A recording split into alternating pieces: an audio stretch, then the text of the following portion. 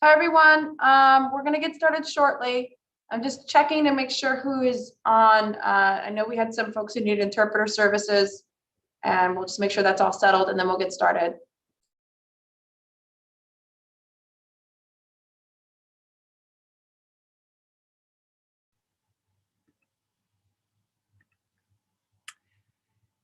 Madam Chair or Christine, I seem to be unable to start my video. It says the host has stopped it. Me too. I think that. Okay, at least we're in good company. Sorry about that. All set now. You could try again. Thank you. Thanks, Carrie.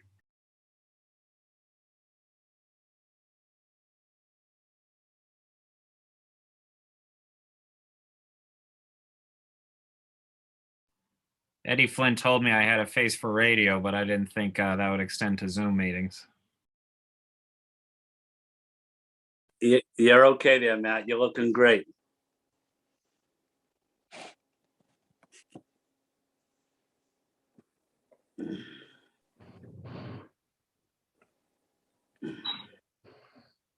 More giddy than usual for an afternoon hearing, guys. So nice. Can we just all agree we all look good? We're all good looking and nice counselors. Yeah, we all are. Here. Here. Yeah.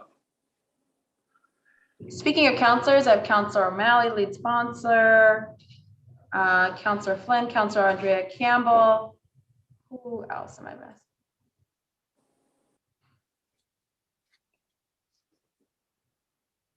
Okay.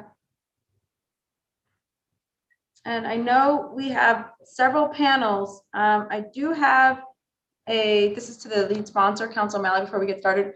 We do have some public testimony built in, and there is I think a granddaughter and grandma combination she'll be interpreting for her grandmother. I was wondering if I could pull her in during the first kind of break in for public testimony to make sure they will, for those who are using interpretation today, you will get more than the 2 minutes if you're doing consent, if you're having a family member speak on your behalf. So just letting folks know. I see Melissa Lowe. Can you hear me?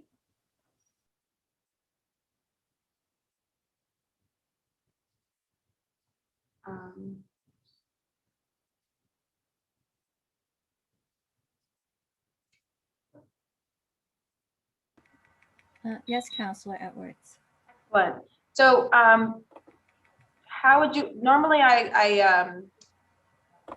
I start the hearing to Zoom, and then I just say to we're going to start shortly, and then introduce that you're here, and then do you want to go from there? How do you want to make sure people are aware of translation or interpretation services?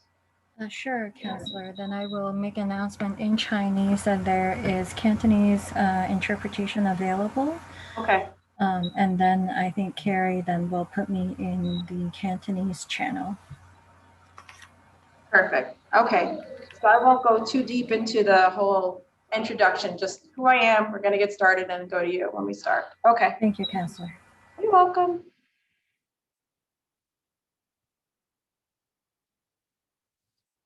Right.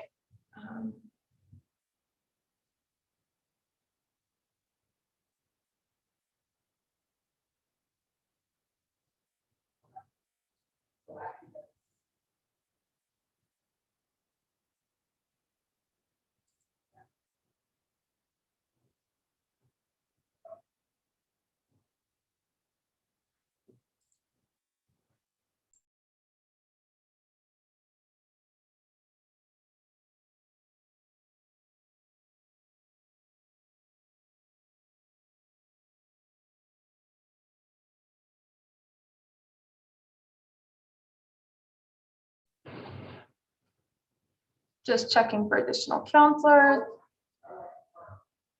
All right. All right, everyone, we're going to go ahead and get started.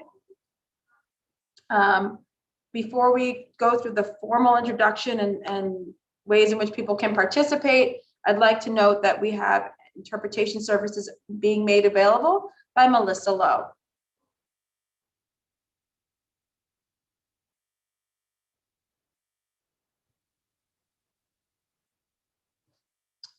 Melissa, you wanna? 大家好，咁我哋而家咧未正式開始之前啦，咁我咧就係 Edward 市議員，咁我哋今日咧係有廣東話翻譯提供俾大家噶，咁稍後咧大家咧喺你屏幕下底，你會見到一個地球儀嘅按鍵，大家只要點擊入去地球儀嘅按鍵而挑選中文，咁咧就會直接帶到你去呢個廣東話平台，咁大家咧就會聽到呢個廣東話翻譯噶啦，多謝 ，thank you。 Thank you very much. All right, now we'll formally begin. Good afternoon, everyone. I am City Councilor Lydia Edwards, Chair of the Committee on Government Operations. It is Thursday, July 22nd, 2021, and we're here today for a virtual hearing on Docket 0775, Ordinance Amending City of Boston Code, Ordinance Chapter 7, Section 7-2.1 to 7-2.2, Building Energy Reporting and Disclosure, or known as BERDO. This matter is sponsored by Councilor O'Malley, who was referred to the committee on June 16, 2021. In accordance with Chapter 20 of the Acts of 2021, we've modified the open meeting laws and allows for this body to conduct this hearing on Zoom. This enables us to balance responsibilities that we have as councilors with public health. The public may watch this hearing via live stream at www.boston.gov/city-council-tv and on Xfinity 8, RCN 82, and Verizon 964. Will also be rebroadcasted at a later date. Written comments may be sent to the committee email at ccc.go@boston.gov and will be made part of the record and available to all councilors. This proposal sets emissions targets and reporting requirements for buildings greater than or equal to 20,000 square feet, establishes the emissions review board to increase accountability and transparency, and establishes an environmental justice buildings emission investment fund. We have many people participating today, and I expect this to be a robust, respectful, great conversation about how we are updating the laws and making sure the city of Boston is becoming more green. Here from the City Council is the lead sponsor, Councilor Matt O'Malley, also Councilor Ed Flynn, and Councilor Andrea Campbell. On behalf of the administration, we have Chief Mariama White-Hammond, Dr. Allison Brizius, Chief Mariama White-Hammond, she's the Chief of Environment, Dr. Allison Brizius, Director of Climate and Environmental Planning, Jessica Boatwright, who's from the Deputy Director of the Office at DND, Eugene Barros, who is the Division Director of Healthy Homes Division of Boston Homes, and Richard McGinnis, who is the Deputy Director of Climate Change and Environmental Planning at the BPDA. Councilor Edwards, I just want to let you know that Councilor Mejia is in the house too. Thank you. Well, you've done that, so everyone knows now. We will have several panels as well.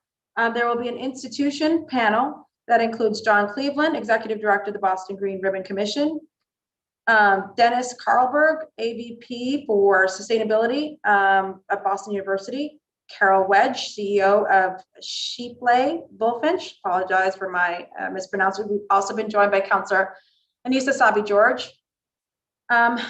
Norm Lamond, Sustainability Manager for Turner Construction, and Winston, oh my goodness, Vaughan. I apologize, Winston. He's the Massachusetts Director of Climate Solutions, or maybe it's Winston Vaughn, Massachusetts Director of Climate Solutions Healthcare Without Harm. There will be another panel of Darlene Lombos, who is the Executive Secretary Treasurer for Greater Boston Labor Council, Andy Wells-Bean, who is the Campaign Coordinator for BCAN, Dwayne Tyndall, Executive Director of ACE, and Leanne Canty from Mothers Out Front. As I said, this is going to be a robust, good, long conversation about pending ordinance or legislation before this city and before the City Council. I am going to shortly turn it over to my colleagues for some very, very brief opening remarks. I can assure you this will be a hearing followed by a working session at some point in the future to make sure we're clear on this.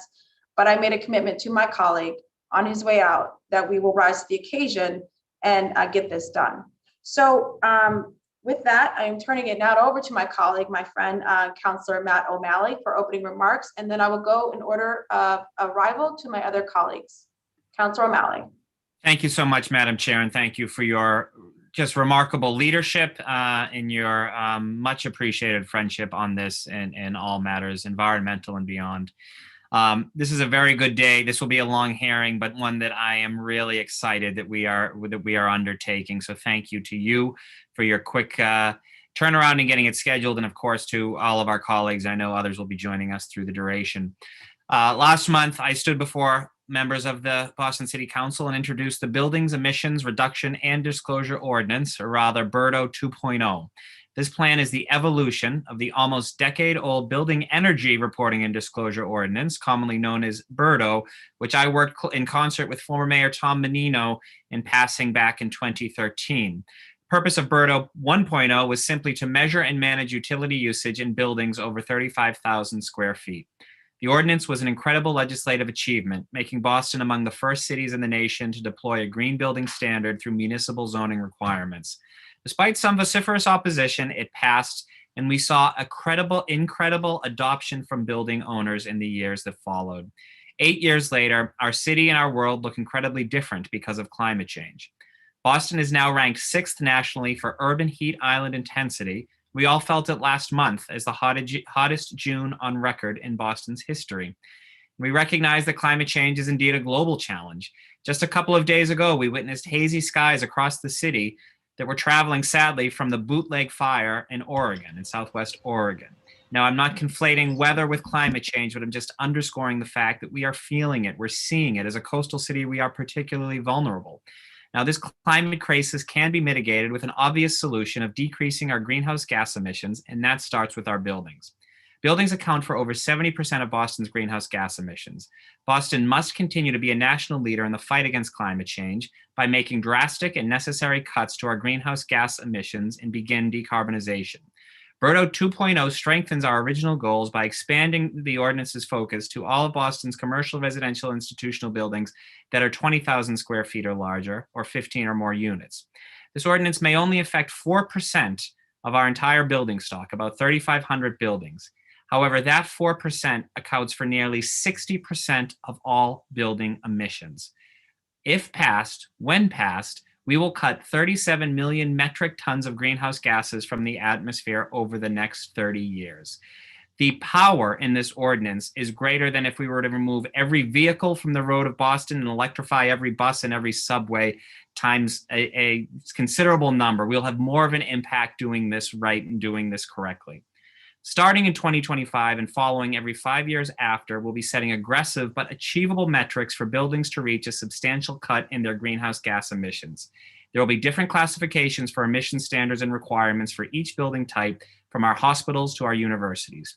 We will work with building owners to help them meet their goals. There will be many pathways to achieve emission targets, from electrification to energy efficiency, and there will be additional flexibility, including a hardship compliance plan.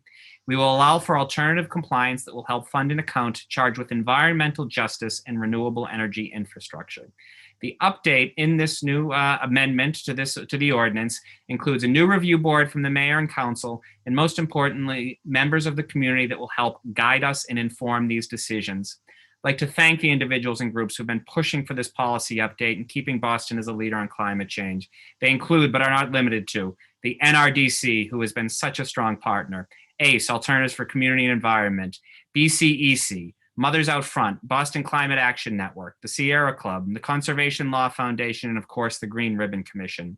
I'd also like to note that this effort began in earnest with partnership with our body, the Boston City Council, and the Mayor's Office. It began with Mayor Marty Walsh and Chief Cook, and is now working with terrific partnership, Mayor Kim Janey and Chief Mariama White Hammond.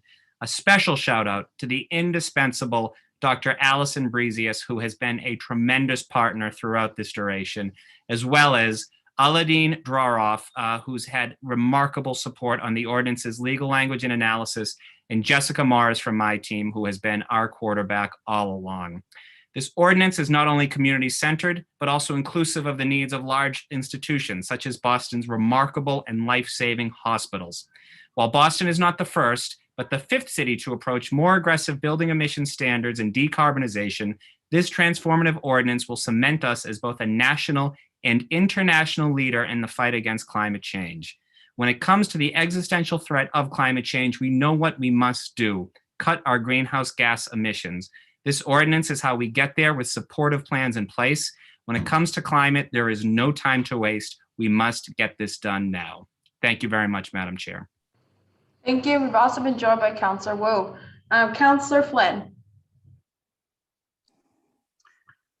Thank you, Councillor O'Malley, for filing this ordinance, and to Councillor Edwards for chairing this important hearing as well.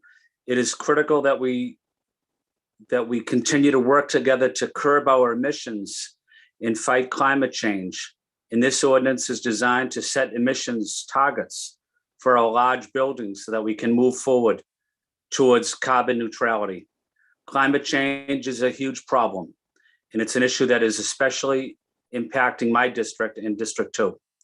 Since I represent parts of the Wharf District as well as the South Boston waterfront, areas where it is affected by flooding and climate change. We saw that effect of sea level rise during the storms in January and March of 2018, where the flood shut down sections of the neighborhood and dumpsters were literally floating down the street. I also represent Chinatown, a neighborhood that is impacted by vehicle pollution. It is the area most disproportionately affected in our city and state in terms of air pollution from traffic, according to the Union of Concerned Scientists. It is a neighborhood next to the Mass Pike and 93, and emissions and fumes from traffic have been negatively affecting residents in that area, as air pollution can trigger asthma and other respiratory conditions. So making sure that we protect our environment and lower emissions is an important issue for me. I hope we can work together and come up with a plan that works for everybody. Additionally, sea change, environmental justice, these issues are our children's future as we work together to pass an ordinance that is strong and is implemented and considered fair for everyone. I'm here to listen. I'm here to learn more.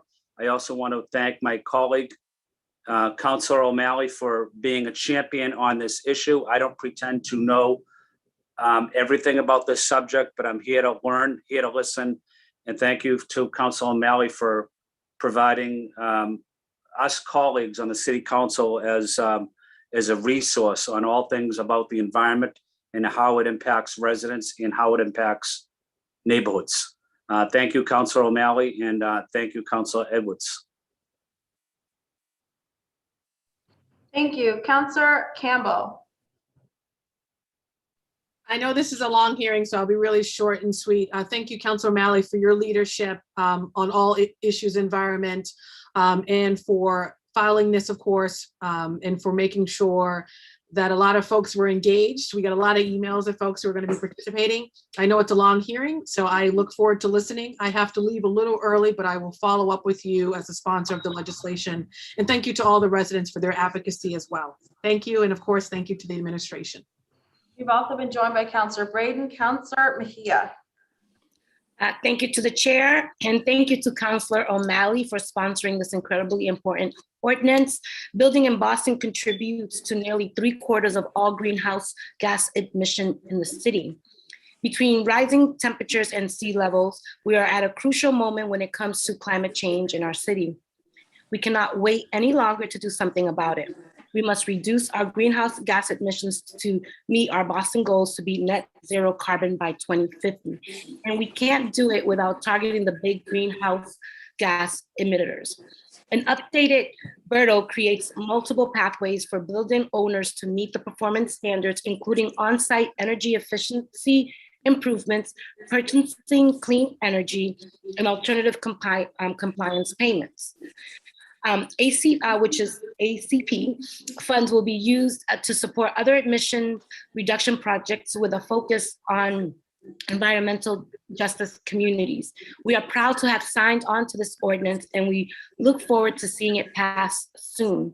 Thank you again to the sponsor and to the Sierra Club for your advocacy and all of the advocates that are here to move this good work forward. Thank you. Councillor Sabi George. Thank you, Madam Chair, and thank you to the lead sponsor on this. I don't have much to add. Colleagues have said most of it, especially the lead sponsor. So I look forward to today's hearing and continuing to really have a deeper understanding of Bairdo and Bairdo 2.0 and the benefits it will bring our city. Thank you, Madam Chair. Thank you. Councillor Wu. Thank you, Madam Chair. Thank you to the sponsor. I am here to just express my full support. I support the aims. I support the coalition. I support the sponsor, knowing how much this represents in some ways the initial sort of a coming full circle of the foundation that has been laid throughout the body of his work on this body for so many years. And I just want to add one point now, because I'm not sure how much I will be able to say on when it comes time for the direct back and forth. But, you know, we've already started to hear from some folks that there is a push to, you know, agree with the aims, but maybe slow down or wait to see if maybe the state will act and something might impact this, or, you know, not to be too premature. And I just really want to emphasize, if nothing else, the urgency of the city of Boston taking every possible step within our power and more to try to set the standard and drive momentum for climate justice. And so I stand fully on board and look forward to doing everything I can to support not just the passage of this, but speedy passage and implementation. Thank you. Thank you. Councillor Brayton. Thank you, Madam Chair, and thank you to Councillor O'Malley for his leadership on this issue. You know, as we watch the news from Europe and in the Northwest and hear of temperatures hitting 117 degrees in Portland because of climate change due to human activity generating greenhouse gases, etc. This is a moment when we just have to act with great urgency and take every measure we can to reduce our emissions and be a leader in this area. Boston will be greatly impacted by the rising sea levels and the impacts of climate change as we go forward. And this is a moment where we need to step up and enact this legislation as soon as possible. Thank you, and I look forward to the conversation this afternoon. And are there any other councillors that joined? If not, I'm going to say some brief remarks and then we will go to the administrative panel. Okay, I'll just say I'm honored to represent, I think, the district with the most waterfront. And so climate change and the impacts of climate change on my community is readily apparent every single day. Not only do we have the most waterfront, East Boston especially is an environmental justice community, and dealing with the impacts of classism, racism, and environmental racism specifically, and how and what infrastructure we chose to build in and around a working class community for generations. We're inheriting a lot of that. But now we're also in a displacement crisis because we're building so much in East Boston, especially throughout the district. So this ordinance especially meets this moment. I want to thank you, Councillor O'Malley, for your leadership because of the communities such as East Boston dealing with overdevelopment and an environmental just community. We need the buildings that are being built to be sustainable and to be adding, not subtracting from our clean air and our water quality in East Boston. Moreover, I understand that in the first attempt to get this done, there were some concessions made, and we're coming back to put in certain standards and to make sure it's as robust as possible. And I'm looking forward to that as well. So I will, I'm excited to get this conversation going. For everybody who is going to be giving opinions and thoughts, we're not going to really touch down into the language like I normally do in a working session. This is about the concept. These are about general concerns. These are about general benefits. And if you have language suggestions, I highly recommend you send them to ccc.go@boston.gov. We will not be able to go into the in-depth legal standards and language today because of the amount of people who want to talk. So that's my concern, or that's my note. We're now going to go to the administration panel. We will, and I believe we will be kicking it off with Chief Mariama White-Hammond.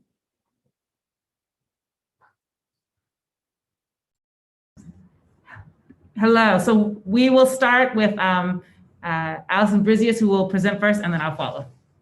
Thank you. Sounds good. Thank you, counselors, for having us here today. I'd like to speak briefly to the development of the standard, the key policy elements, and then turn it over to my colleagues to share more about its effect on equity, workforce opportunities, affordable housing, and public health. This ordinance update is the result of years of considered analysis and extensive stakeholder engagement. The 2018 Carbon-Free Boston Report proposed such a policy as a key strategy needed in order to achieve our carbon neutrality goals as a city.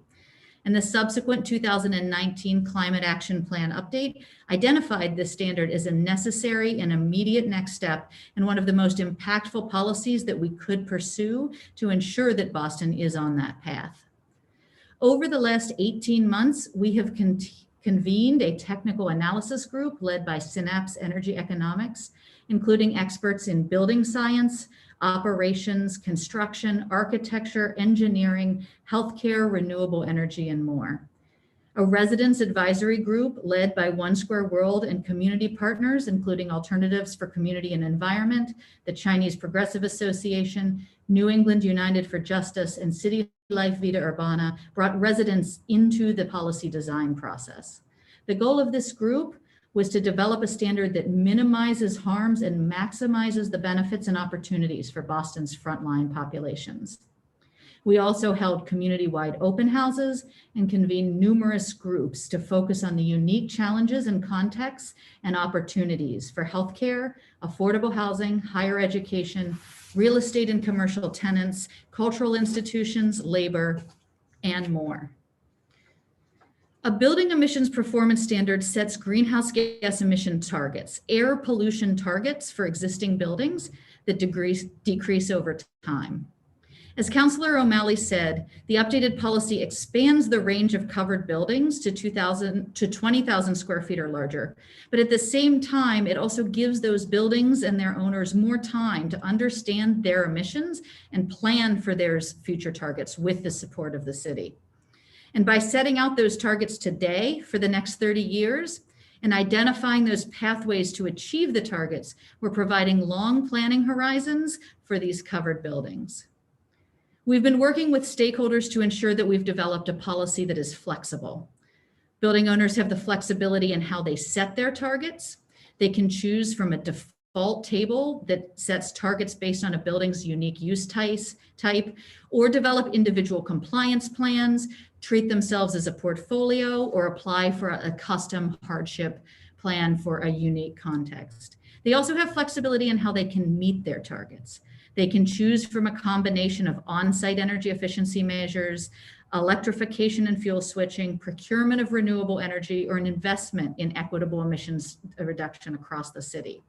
By providing these many pathways, buildings can choose how and when to make these investments while ensuring that they are staying on the pathway to decarbonization. We have also developed a policy that is adaptive. With performance standards that are technology agnostic, buildings can continue to take advantage of the latest research, technology, and new products as they come to market. All buildings can take advantage of decarbonization of the grid or that of any district energy system, and custom pathways are provided for buildings with unique energy system challenges. We know that a carbon neutral Boston is also a resilient Boston. And this policy provides the flexibility needed to address buildings' unique resilience needs while decarbonizing.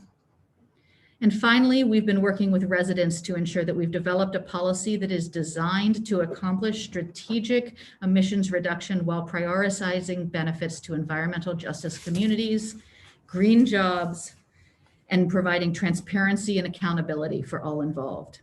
Specifically, it establishes a new emissions reduction investment fund to be used for local projects that benefit environmental justice populations, prioritize improvements in indoor air quality, increase housing affordability and stabilization, and support workforce opportunities and economic inclusion. It also creates a new emissions review board with strong community representation and governance.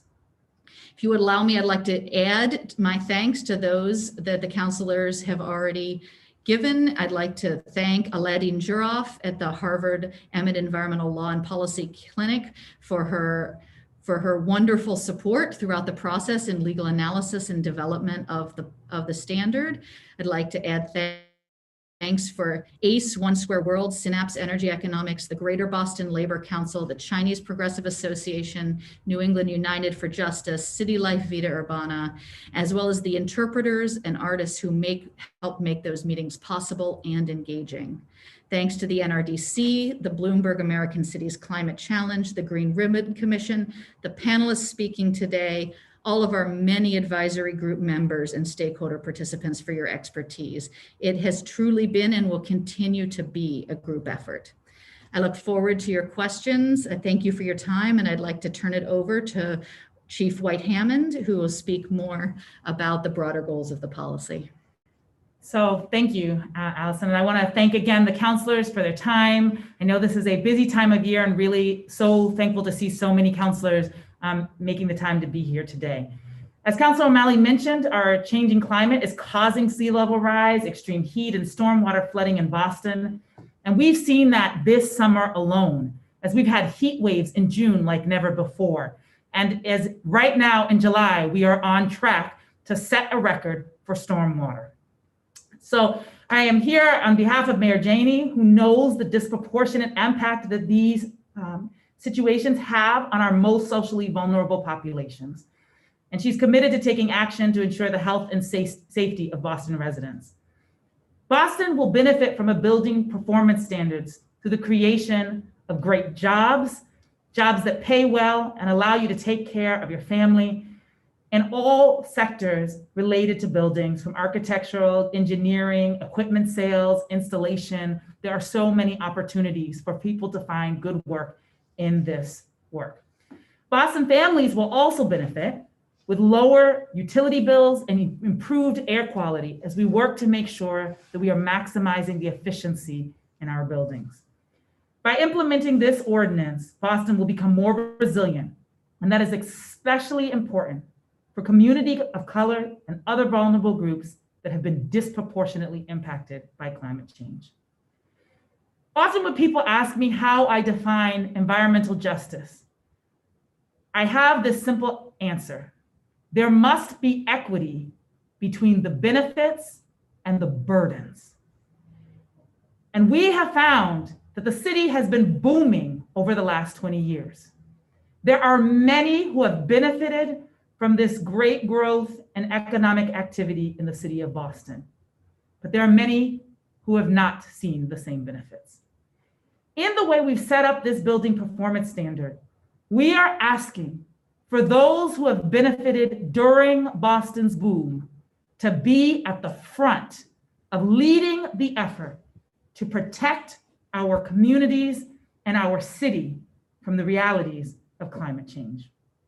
If we take action now, the cost will be significantly lower than if we continue to wait and ask future generations to bear the burden of our inaction.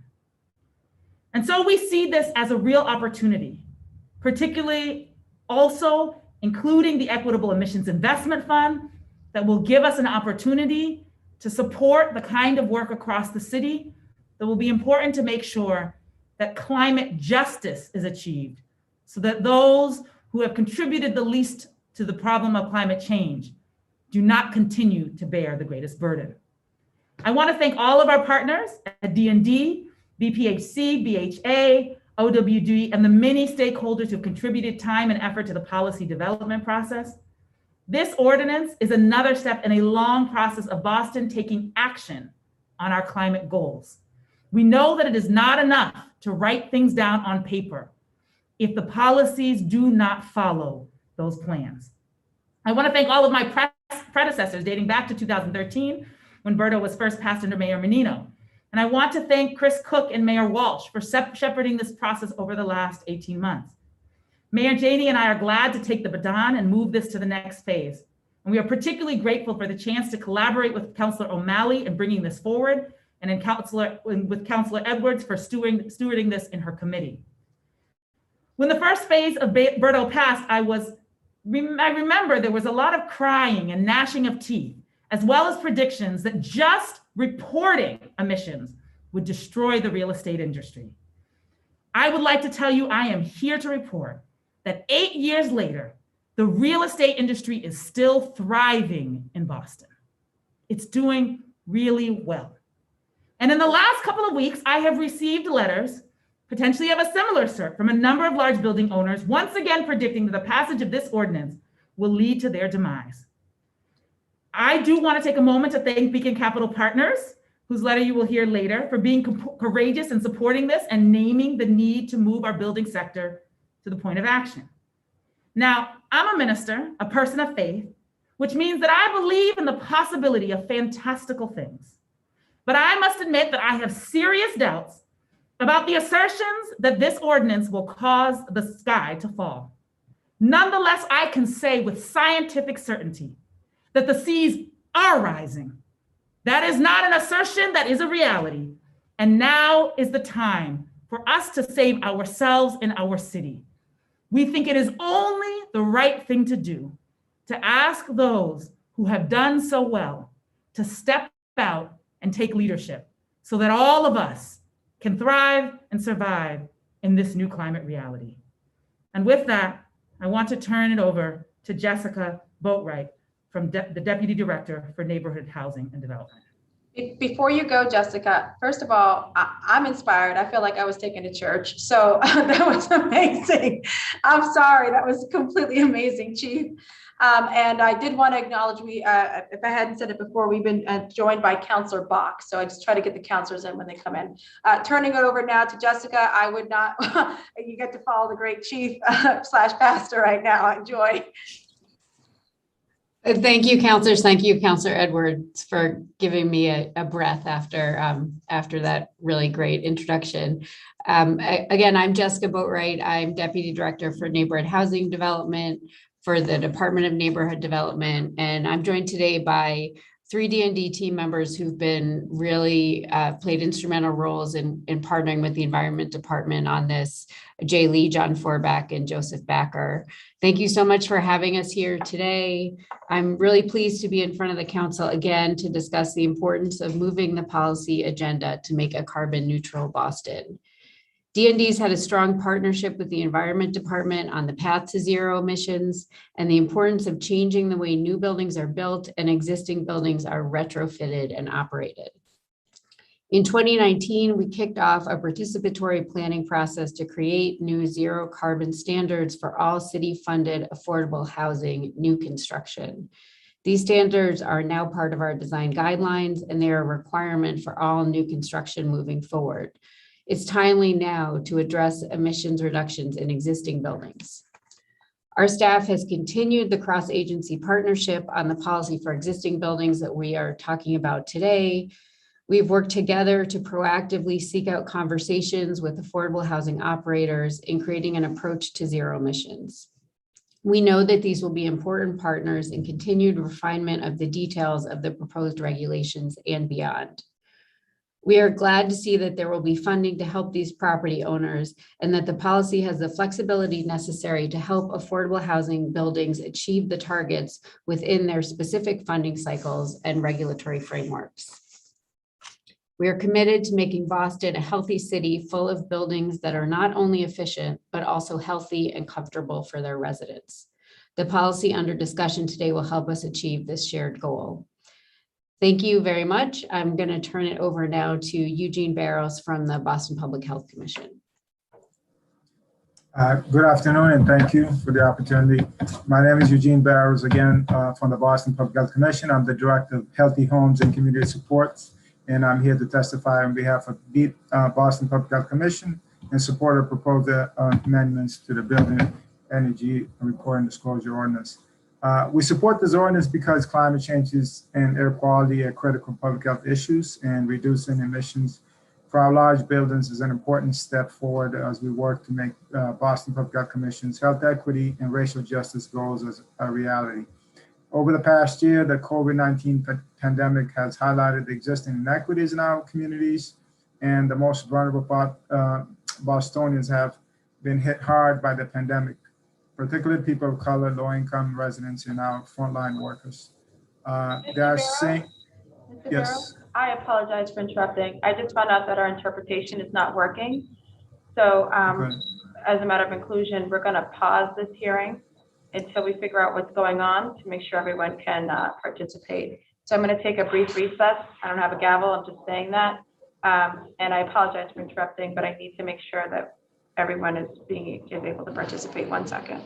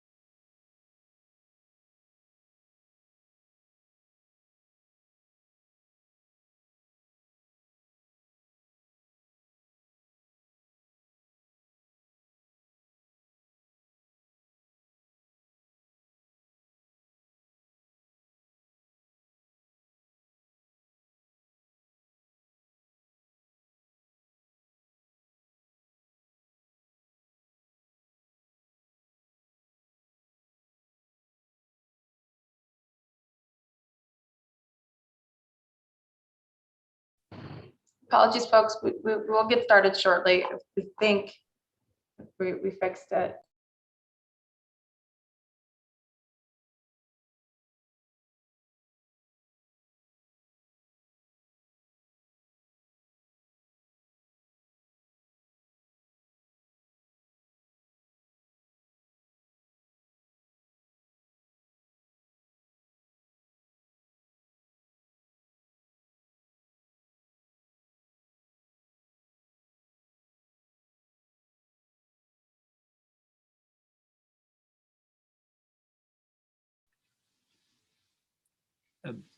Madam Chair, should Mr. Barros continue?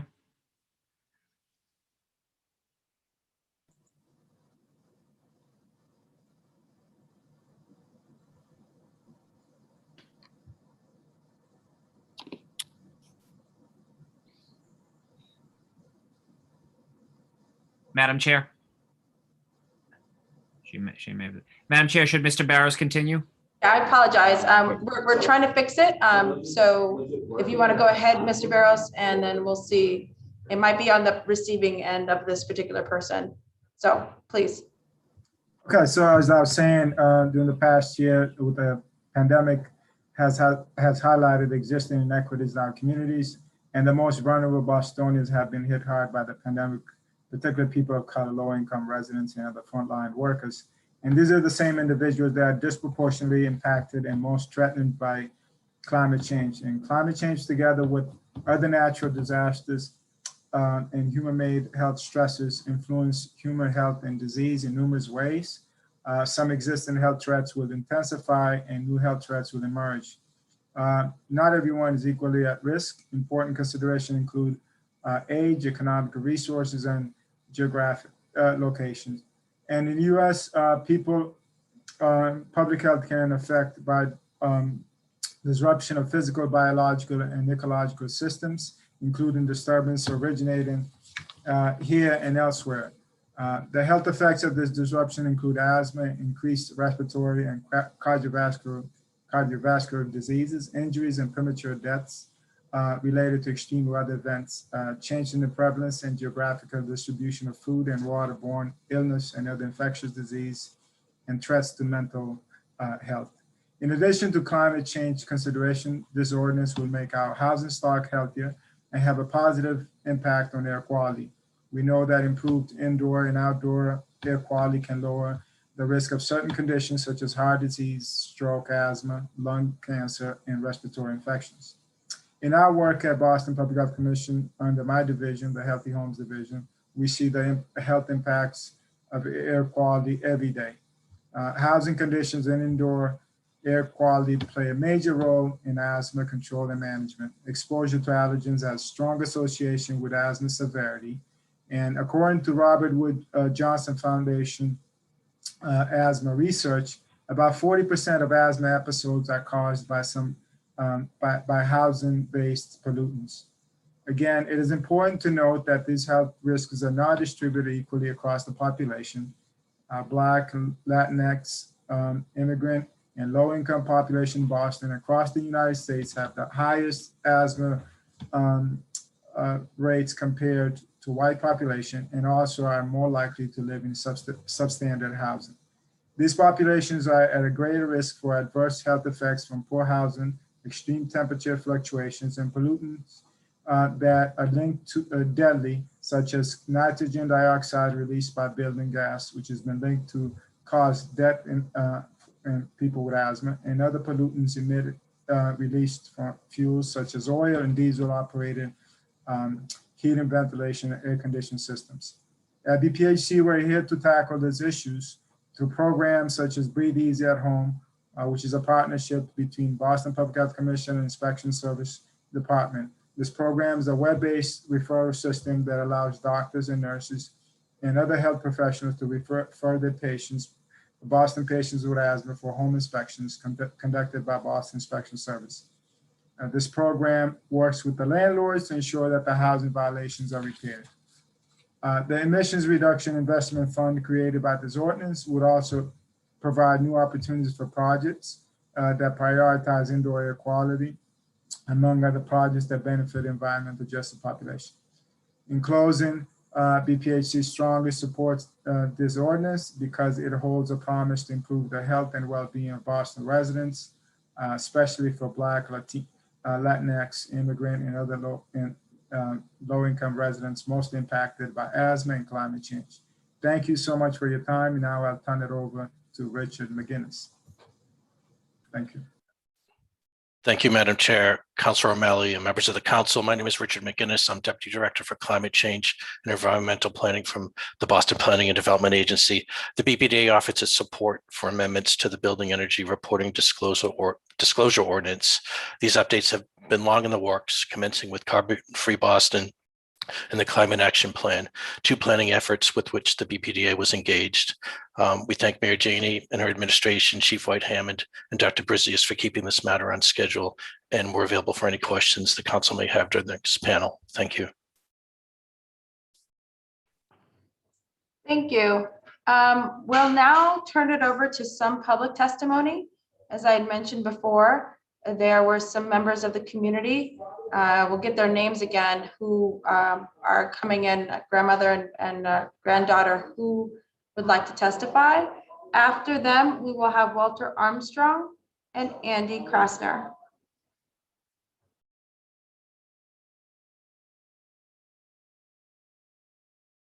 While we're waiting for the family to come and testify, we'll go ahead and go to Walter Armstrong.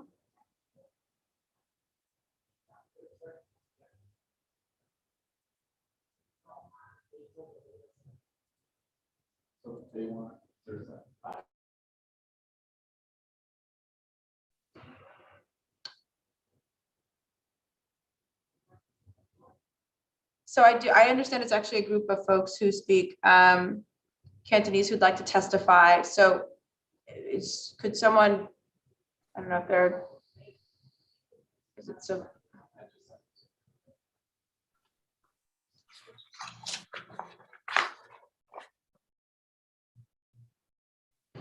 Okay, if Walter's not there, we're going to go to Andy Krasner. Counselor, I am here.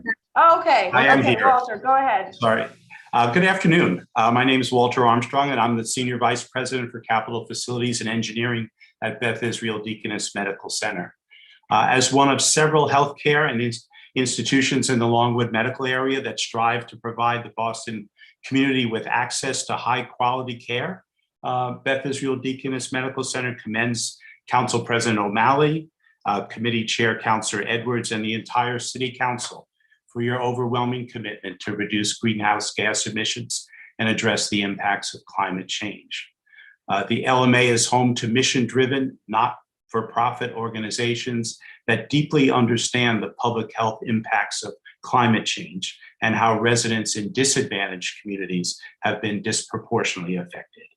In the context of our patient care, teaching and research missions, reducing energy usage and lowering emissions is critical to our core work. We are very proud to have voluntarily implemented measures, numerous energy conservation measures resulting in reduced greenhouse gas emissions, as most recently documented by the Green Ribbon Commission. As we all know, the healthcare and biomedical institutions in the LMA operate 24/7, 365 inpatient care facilities, and our research labs follow the same schedule as we doggedly pursue the cure for the most troubling diseases and develop vaccines to combat a global pandemic, as we have done recently at BIDMC with the Johnson & Johnson vaccine. Additionally, the institutions in the LMA purchase almost all of their electric, steam, and chilled water supplies from Maytep, the nearby privately owned district energy plant that is fueled primarily by natural gas. As recently noted by the Green Ribbon Commission in their analysis of healthcare emissions, even highly efficient district energy plants like Maytep will need to develop long-term decarbonization strategies to achieve the goal of zero carbon emissions by 2050. We look forward to working collaboratively with you on a path for district energy and the healthcare and biomedical institutions connected to Maytep. I want to again thank Council President for his partnership as we seek to make our operations and our buildings more efficient. I will conclude my comments by reiterating my organization's commitment to meet the goals of the proposed ordinance. As all the councilors noted in their opening remarks, there really is no other alternative, either locally or globally. We look forward to the working sessions and collaborating with all of you during this process. And thank you again for the time today. Thank you very much. If it's okay, we'll go ahead and have Andy Krasner go, and then we do have a group of 5 individuals who will be testifying with Jennifer. I think it's with Jennifer Chen. So Andy, if you would do your testimony, and then we're going to turn it over to the individuals. Thank you, Madam Chair. Madam Chair and members of the council, thank you for your commitment to climate mitigation. We really appreciate it. My name is Andy Krasner, and I'm a longtime volunteer with Mothers Out Front JP team, and I am the manager of climate and health for Greater Boston Physicians for Social Responsibility. GBPSR represents 750 members in the health field, and we work on the gravest threats to health, climate change being one of them. In January 2020, this council unanimously passed a resolution recognizing the climate crisis as the health emergency that it is, and we've all heard that in testimony today, and we thank you for that. Over 100 public health and health organizations agree, including the American Medical Association and GBPSR. Our buildings are a key driver of this emergency. The Berto update addresses the driver and is based on the principles in the Green Ribbon Commission's Carbon Free Boston report and a pillar of the Boston Climate Action Plan. The data are absolutely clear. We cannot reach our 2050 targets without this update, and there's actually no more time to waste. By passing the Berto update, Boston gets a 3-for-1. We don't often get that. Building emission standards are not only good for the climate, they're really good for our health, as we've heard, and for health equity. A Harvard study released in May of this year showed that air pollution from burning fossil fuels in buildings alone, not from cars, just buildings alone, cost the Commonwealth at least $8.4 billion in health impacts. As you've already heard, improving air quality will improve productivity and result in reductions of premature death in stroke, asthma, and heart attacks. Prioritizing funding for updating buildings in environmental justice communities is essential because it can improve resilience to heat and improve air quality. And the reason this is so important in a city like Boston is because we have 1 in 8 children with an asthma diagnosis.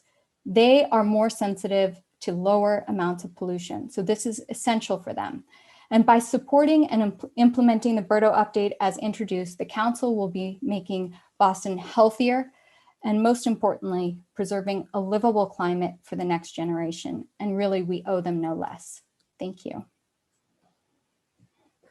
Thank you very much. So up next, we do have, as I mentioned, a group of folks to testify. We could start with Jennifer Chen. Hi. Okay. I just start, right? Okay. Take your time. Okay.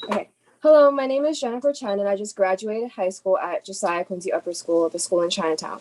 I'm currently living in the South End and part of the Chinese Progressive Association. As someone who travels to Chinatown often by foot, I can really feel the difference in the change in temperature when transitioning from a different neighborhood. I remember the temperature was only in the low 80s that day, and I was waiting for a friend outside for only 5 minutes, and I had a heat stroke. And if someone as young as me could have a heat stroke, it made me more concerned about the more vulnerable generations like my grandmother, who is much older. Just the thought of her passing out from a simple walk is really frightening. Like, how would you feel if you had a loved one who had a heat stroke from only standing a few minutes outside? Carbon emissions are creating inequality in the way we breathe. If we don't reduce the carbon emissions, we will not only be promoting air pollution, but also contributing to climate change that's been a pressing issue as of today. With the rise of climate change is the rise in heat waves that we've been experiencing this summer, and it's dreadful. And if Boston's goal is to be carbon neutral by 2050, we need to start now rather than later. The future of Boston residents is literally in the air, which is why we should act now before there are irreversible effects. This is why I want to bring emphasis on the importance of reducing carbon emissions through the BEPS policy. The health benefits of the BEPS outweigh the cost. And not only will it help conserve energy, it will be a step closer to healing the environment. Quitting carbon emissions is an option, but quitting breathing is not. Lastly, I'd like to thank my counselor, Ed Flynn, for also bringing awareness on this pressing issue in this community. Thank you. Do I pass it to my grandmother? Okay, you go. Okay. Okay. Hello， 大家好啊！我係 Jennifer 嘅媽媽。咁咪Jennifer， 我通過 Jennifer 呢件事呢，即係佢舊年時呢咁啊去買嘢呢，咁咪暈低咗之後係就如果嘅天氣係好熱，咁我諗啊，如果個天氣係繼續咁熱咧，咁啊對我哋將來啲小朋友咧，同我哋啲老年人應該係有好大嘅影響嘅。因為波士頓喺唐街嗰度呢係非常之熱，因為佢嗰啲矮樓呢又冇隔熱層，咁啊樹又少，所以佢嗰日行起嚟呢就係應該係1個鐘啊，咁啊佢已經係熱到佢喘唔到氣啦。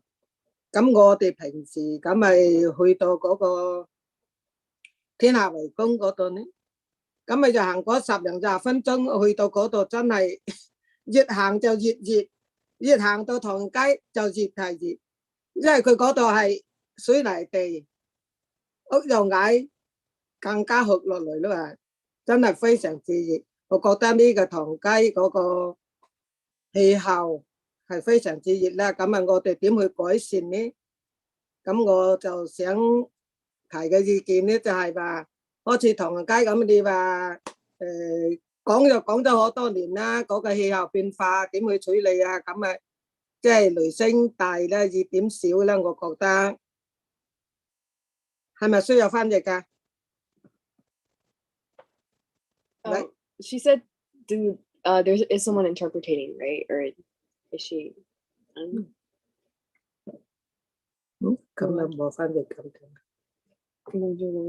I'm on mute. So my mistake, I should have announced for all of us who do not speak Cantonese to click on the interpretation channel and switch to English, which none of us probably did. And so as a result, I tried did to, not. for some reason, I couldn't, I didn't get the interpretation. I clicked English though, but I don't know. It didn't work for me. I didn't know how to work it.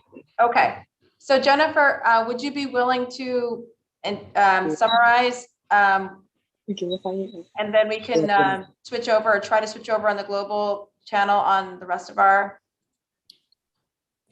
My Chinese isn't that great, so but What I recommend then is, this is my mistake, so I apologize. If everyone can try and click on the English channel on the global on your Zoom. And you know what? Welcome to the world of a huge amount of people in Boston.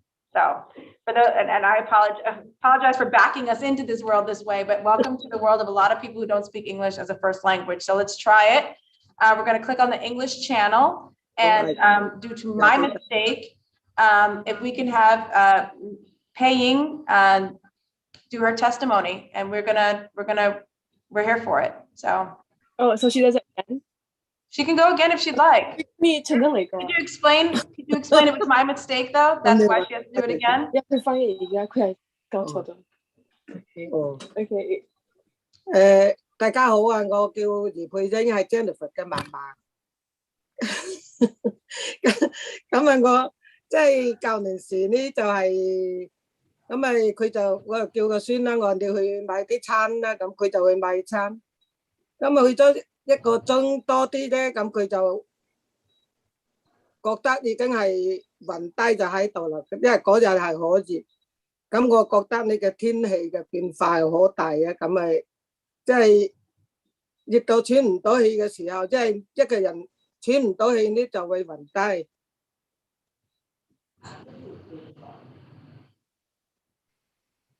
咁你邊個翻譯嘅咁樣？佢哋講緊嘢，你繼續咩？Melissa Lowe from the office, from the city of Boston. So we're all hearing it in English. She won't hear it, but we are. 佢講佢而家聽到英文，你唔使排斥。咁我通過個孫咁咪暈低呢件事呢，我覺得係真係好擔心啦。因為如果個天氣係咁嘅話，將來啲小朋友啦，咁咪即係都有好大嘅影響。因為我自己都本身都有呢個感覺，因為早段時間你係有一個係嗰個議員啊，韋德華呢，咁佢咪組織嗰個睡獅嘅喺唐街舞獅，咁我就行去到，即係我喺呢度行去到都係10零20分鐘啫嘛，行去到嗰度，因為入到唐人街嗰度真係特別熱，真係有棵樹，嗰啲矮，嗰啲屋又嗰啲樓又矮。咁你個天氣酷落嚟，加上地面呢都係水泥嘅，咁去到牌樓嗰度已經係透唔到氣噶啦。咁我覺得呢個氣候點去改善呢？咁咪係一個好值得我哋思考嘅問題。咁我而家就係喺度諗呢，咁咪同街嗰啲矮樓啊，咁咪可唔可以暫時咧，即係好資助少少嗰啲經費啊，俾嗰啲小業主啊。加建嗰個隔熱層啊，睇下叫我去用少啲煤氣啊，用少啲煤氣，咁就應該係廢氣就係少啲咯。咁啊，另外一個啦，咁咪暫時啦，咁咪可以，如果有80度以上啦，咁啊可以話用灑水車啦，咁喺啲街嗰度灑水啦，降下溫啦，咁應該係好啲啦。OK， 我係咁多啦。多謝。Thank you.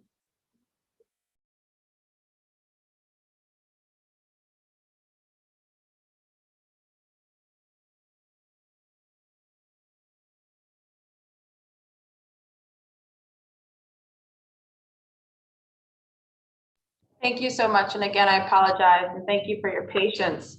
I am now, there's an institute. Oh, sorry. There are a couple other folks from the Chinese Progressive Youth Organization that wanted to go ahead at this time.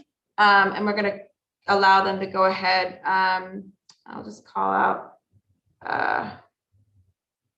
make sure they're all on. So up next is Ming Mei. followed by Emily Zhao, then Jason Wong, then Dexon Ma. Hello, everyone. My name is Ming Mei, and I'm a rising senior at Boston Latin School. I am currently living in South Boston, and I am part of the Chinese Progressive Association. I used to live in Chinatown, but moved to South Boston, partly because the air circulation is not as good in Chinatown compared to other neighborhoods, perhaps due to the multiple highways and residential buildings. The school that I went to, Josiah and Quincy Elementary School, was built right next to a residential building. I remember the times during recess where I see smoke or gas coming from the buildings right next to our playground. I also recognize that there are few of my friends that go to the exact same school have asthma, and long-term exposure to polluted air particles can really irritate airway, causing difficulty in breathing. It was very disappointed to me when they had to sit aside until recess was over. Even until today, I still worry about their physical health. It is crucial to reduce or eliminate air pollution as it may affect children's health. The BEPS policy improves the air quality of the environment, which is essential to everyone. If we want Boston to become carbon neutral by 2050, everyone must take action and expedite the process of practicing the new building emission performance standard now. Lastly, I would like to thank all the counselors for their leadership on this issue. Thank you. Thank you. We had Emily Zhao. Hi, Emily. Hello, my name is Emily Zhao, and I am a rising junior at Boston Latin School, currently living in Brighton and part of the Chinese Progressive Association. The city of Boston has a goal of becoming carbon neutral by 2050, but that goal will never be reached if action is not taken and if expectations are set low. In the overall community, the building emission standard must be set high and carbon emissions must be lowered. This is because air pollution is a huge problem in the city of Boston, and long-term air pollution is detrimental to the overall health of our community. Those most at stake are those with underlying health conditions, elders, and children. As a previous resident of Chinatown, Chinatown is the most polluted neighborhood in Boston, with over 50% of the students at the Josiah Quincy Elementary School with asthma. In addition to being part of that 50%, I have an underlying health condition which makes people like me more susceptible to poor air quality in Boston.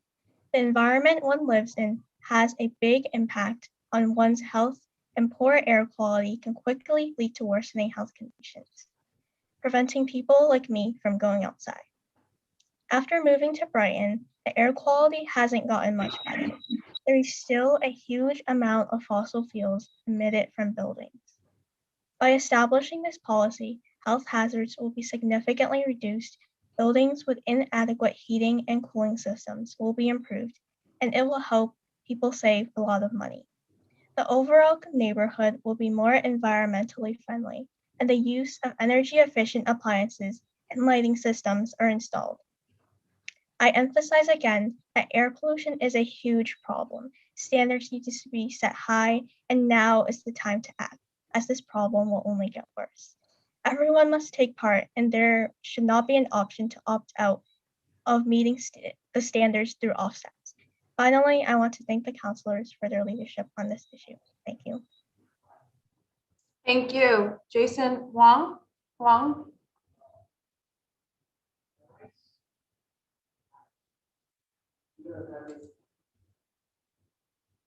He's in attendees. Okay. And Dexon Ma. Well, and I'll get Jason.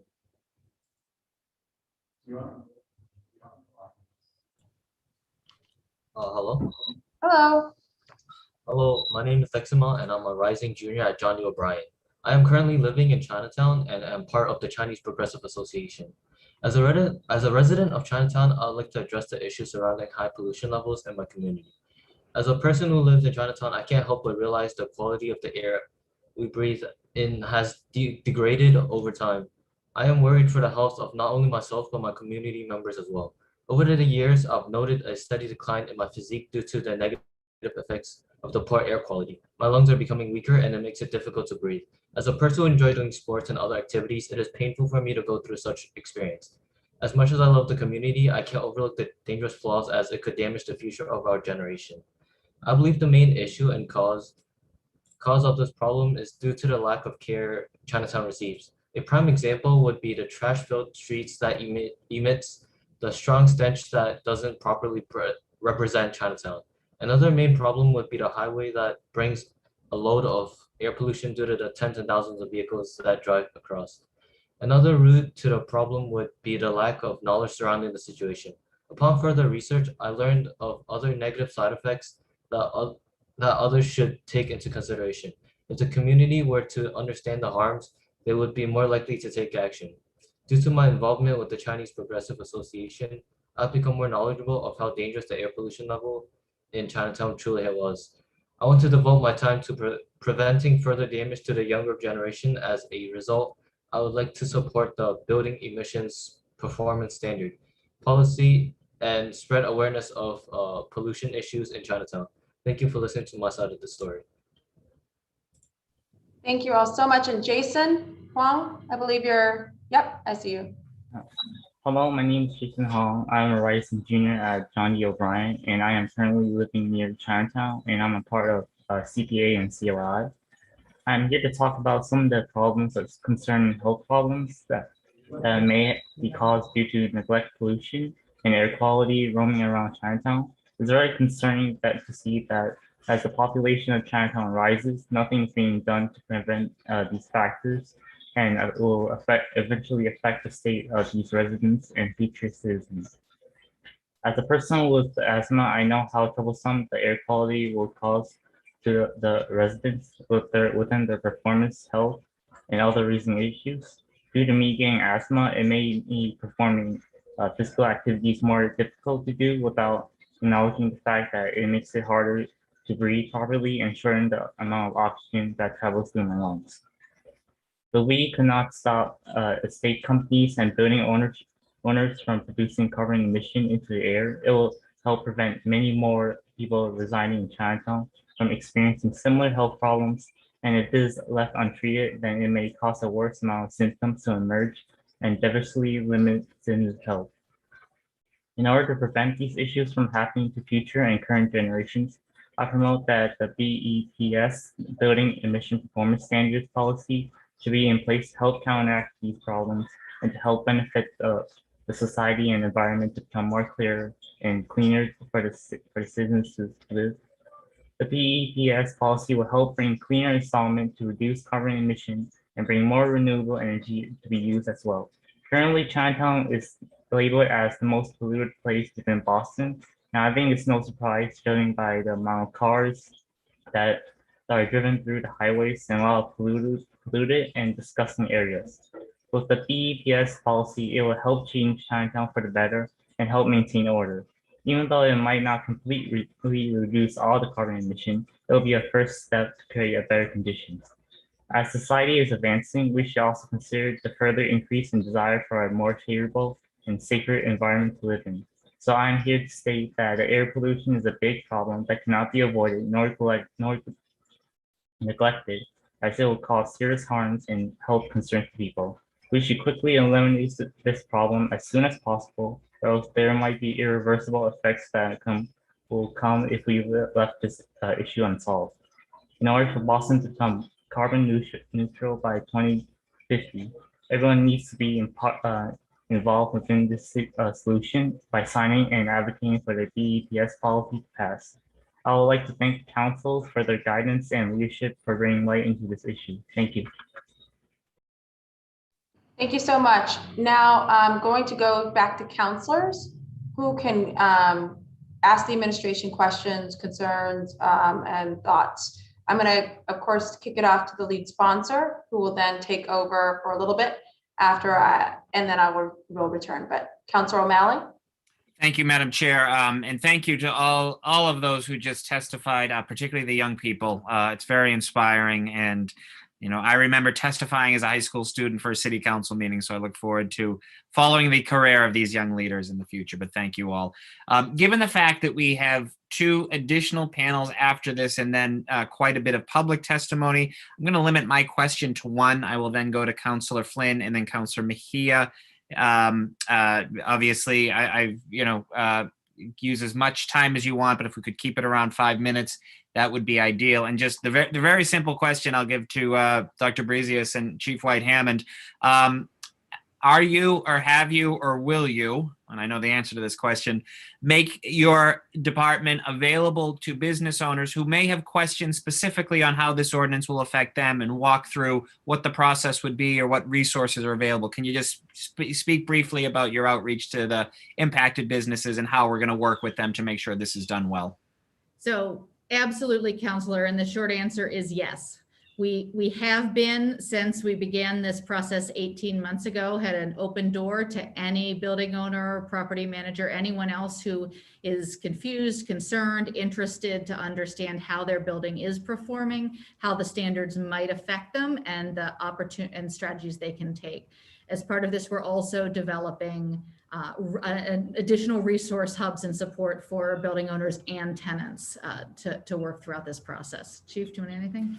No, I just think that the other good thing about this, that maybe people are sort of getting a little bit lost is we're going to be all in this together. And that means that one of the really great things is now each building may not just have to figure it out on their own, but we have opportunities because large numbers of buildings have to move forward to really see, are there possibilities that people could bundle for discounts?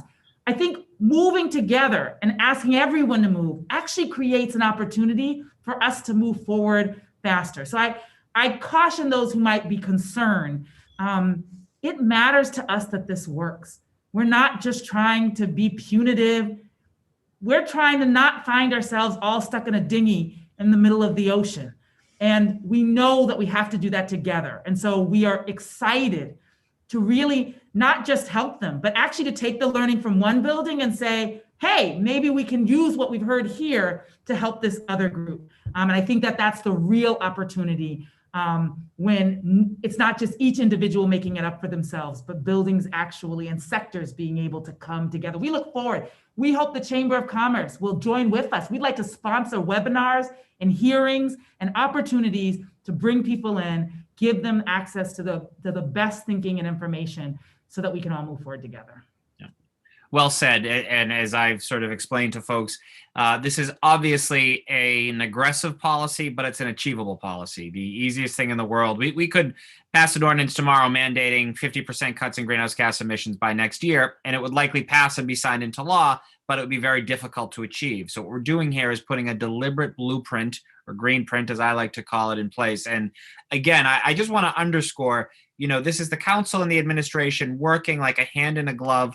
This isn't about, scoring points. This is about doing what we must do, what is our moral obligation to do for the people of this city and of this planet. So similarly, you and your team have been remarkable outreaching to folks. I will continue in this process. I spend, usually at least once a day, I'll happily meet with any group of activists or business folks. Had a lovely talk with Greg Vassell earlier today, who was advocating for the real estate board, and happy to do a check-in, a virtual check-in with he and his members and anyone. So that will remain as we go through the process and once this is passed. So I'm going to leave my question at that. I think I don't see Councillor Flynn, so and I apologize if I skip you. Just turn your camera on and let me know. But I think Councillor Mejia is next, followed by Councillor Liz Braden after her. So Councillor Mejia, the floor is yours. Thank you. I just wanted to make sure that I know that Councillor Campbell was also on before me in case you don't see her. Okay, good. All right, so I just have a few questions. I'm curious more specifically kind of around the threats of fines. Besides just the threat of them, what can we do to encourage building operators to look at more energy efficient practices? And how can we utilize this moment to impact future developments as well? And then I just have two more questions. for either the administration or whoever else wants to chime in. I'm open to hearing all voices here. For the admissions review board, how are we going to work to ensure that the community members aren't just the same usual suspects? You know, what I've seen in Zooms and in rooms, it's always the same usual suspects that show up. And I think that this is really an opportunity for us to expand the conversation and create opportunities to bring people in. So I'm just curious about what sort of lived experience standards might we look into and when we're building this review board. And then how can we work to educate residents about buildings in their neighborhoods and bring them into this conversation so that the fight for energy reduction and efficiency is a community-driven effort. So curious about a lot of these community engagement. As you know, that's one of my biggest passions, Chief Hammond. And so I'm here to help support in however we can. And I know that multiple translation and interpretation is also part of that conversation, but I'm just curious around some of the rollout and what you're envisioning for the community engagement process. Yeah, so I mean, this ordinance is a key part. We'll have a next layer of work we'll need to do on regulations, and we'll keep the same process that we have here. Bringing folks in, having conversations, particularly we did quite a few webinars going over the technical details since, you know, not everybody was just sitting around learning about energy policy. We tried to make this a process that also democratized information so that people could be active participants in the process, and we plan to keep that going. I think a couple of things in terms of the Emissions Review Board, we will obviously want to bring in new people, and we are committed to making sure that those who sit on the Emissions Review Board have the expertise and knowledge that they need to make strong decisions. I do want to push back a bit on the assertion that only folks within the industry are able to make strong decisions. I think I know how to learn, and I think a lot of people do too. I think a lot of the members of the council are folks who did not grow up doing energy policy, and people have been able to pull it together and learn. And so we know that our office will have to make sure that we provide the kind of technical expertise, sometimes needing to bring in consultants to the board so that they have the information that they need. But I do really want to push back against the notion that only people who, you know, have spent the last 20 years working in development are able to make strong decisions that balance the ethics and the flexibility. And we need both. The other piece around, there was a question about fines. I want to be clear, fines are just one component of this. What we really want people to do is lean in and innovate to reduce their emissions. Now, you can't ask people to do something and then make it, if there'd be no impact if they do nothing, right? It is important that we're giving them a bunch of carrots and hoping never need to use any sticks. Like that is not, our hope is not to just hand out a bunch of fines. Our hope is to partner with our large building owners to put Boston on the map at the forefront of emissions reduction, which again, we can do when everybody's in it together. It's not one building by itself. It's all of the different sectors, all of the different buildings, and that is going to bring us the kinds of economies of scale, knowledge and innovation that is going to allow this to really work. And I want to note that New York has already passed this, but I know that Boston is going to do this exceedingly better than New York. And I want to make sure that all of those folks who are saying we should slow down, if they're real members of Red Sox Nation, then we should be speeding up and getting out ahead so that we can be at the forefront. And I think we can do that. You asked one last question about new construction. We are already working with the BPDA around the net zero zoning policy. So this will make sure that new buildings don't construct themselves and then find themselves, 2 years later out of alignment. So we are already doing that work. And there's some people who said we should talk with the state. The state is not moving on these building emission standards, so we don't need to wait for them. That's not something that the state is currently doing, but the state is looking at zoning. And we will Building make code, sure building code. that we, and the building code, we will make sure that those conversations happen so that we don't have something in Boston that's in competition with the state. We do want to work with them, but the work they are doing is not actually, there's nothing that will come out of the state that will preclude the things that we're talking about right now in this ordinance. So thank you for that. I'm so incredibly encouraged that, you know, this whole idea of like who is at the table, because oftentimes that is usually the same old. And not to say that it's wrong with that, but I just think that expanding that table will really provide some input and an opportunity to bring people into the conversations that have historically been left out, because then it becomes something that feels collective. So I really do appreciate that intentionality behind it. I'm very encouraged. As I mentioned in my opening remarks, I'm here for all of it, and really thank Councilor O'Malley for his not only passion, but commitment to ensuring that we hold ourselves accountable to getting this passed before he departs. So we got this, and I'm here for all of it. So thank you, everybody, for being here and for bringing all of your passion into this work. Thank you. Thank you, Councilor Mejia. Councilor Braden, you are next, and then Councilor Bach, I believe. Apologies, we have a couple screens here, so if I'm missing a councilor, just let me know. But I think Councilor Braden, the floor is yours. Thank you. I'm so incredibly encouraged by this conversation this afternoon. I live in an old house that's over 100 years old, and over many years we managed to increase our energy efficiency. Insulation, draft exclusion, rim sealing around our foundation, lots of things, and it's a small 2-family home. So I think sometimes the challenge just seems insurmountable, and it's a huge it seems like a big challenge, but even small strategies can really help improve the efficiency of a building. And I'm so encouraged by this conversation.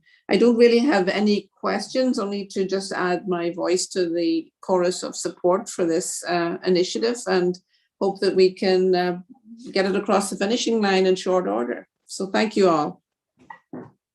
Thank you very much, Councilor Braden, and thank you for your great partnership as well. Councilor Kenzie Bach, the floor is yours, and thank you for joining us. If you want to say a quick opening statement before your questions, you can, because I think you missed the first round, so please.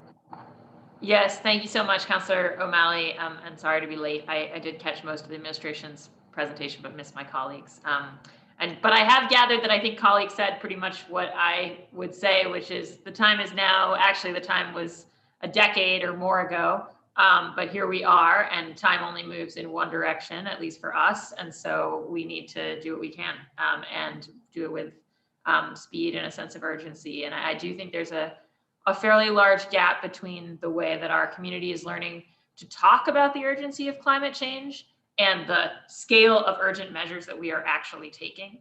And what just so encourages me about this, and thank you to you for filing it, and to the administration, both Janie and Walsh, for all the work on this, is I feel like if we passed this, we would come some way towards starting to close that gap between kind of our rhetorical space we're in and kind of the reality of what we're doing.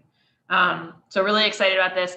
I also just wanted to acknowledge, and maybe it's not necessarily a question, but maybe Chief, you could just talk a little bit about, because I think it underscores the point you were making before. I see in this, reading through the legislation, some significant efforts to think about the kind of bespoke cases and to create a sort of an alternative track for the buildings. I represent a number of historic churches, right? Which, like, when you measure the volumes and stuff for it becomes very complicated with some of the typical calculations. And it's also just hard for them to figure out in some cases, what are the mechanisms that they can do. And so I want to highlight that my impression in talking to the administration about this and in reading the legislation is that there really has been quite a lot of work running up to this to think about what the exceptions are and what the places that are going to need like a sort of different track are. And instead of letting that complexity be a reason for inaction, to instead kind of bake an assumption that that complexity is there in. I guess if you could speak to that a little bit. And then also just bring out into the open, I mean, I do think that especially especially with that first set of alternative plans, and this setting up this new review board, I assume that, we would as a city need to look at expanding the environment department staff capacity for this. Can you speak to that aspect as well? Yes, so I think the first thing is that we understand that buildings are unique, not quite as unique as people, but they all do have their own difference and so when you look at the way we calculated it, we expect different places, we expect different types of buildings to move at different paces. We expect different levels of energy use for buildings that are in 24-hour operation versus buildings that are more episodic. So I think we've spent a lot of time with some pretty informed experts to try to create some building categories that match the kinds of buildings that we have. Even within that, we recognize that one building might have different types of uses. And so we've even sort of said, let's drill down and sort of see how we can calculate for the different types of uses your building might have, and then build a plan that that sort of credits you for the different use types that we have. So I think we are really trying to be responsive and not have a one size fits all. But at the end of the day, we cannot put out a report called Carbon-Free Boston 2050 and then say, and I believe in the power of prayer, but prayer with sometimes requires moving your feet and taking a little action. And so what we're saying to people is, let's figure out what your pathway is. We're going to be flexible to the type of building that you have, but what we can't do is just leave it to chance. So you are also right. In order to really work with different kinds of institutions, we will probably need to increase staff capacity because we do want to be really responsive. We want to be able to give people the kind of expertise that they need and be able to engage them as they're working on their plans. And so we would appreciate having a conversation around that, and we'll need to think about that. But I think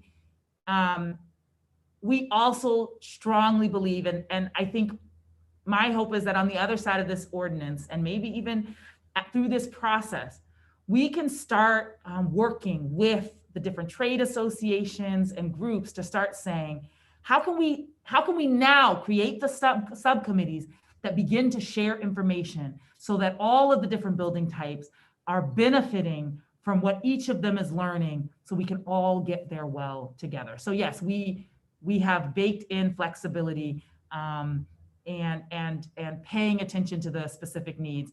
But at the end of the day, the bottom line is we're not going to get to 2050 on a hope and a prayer. And so this is giving people some really specifics about the targets we need to reach, and then we'll work with them to figure out the steps they can take to reach those targets. Great, thanks so much. And Mr. Chair, I'm mindful of time and the many great speakers and allies we've got in this. So thank you so much. Thank you, Councilor Bach. Thank you, Chief. I don't see any other councilors here.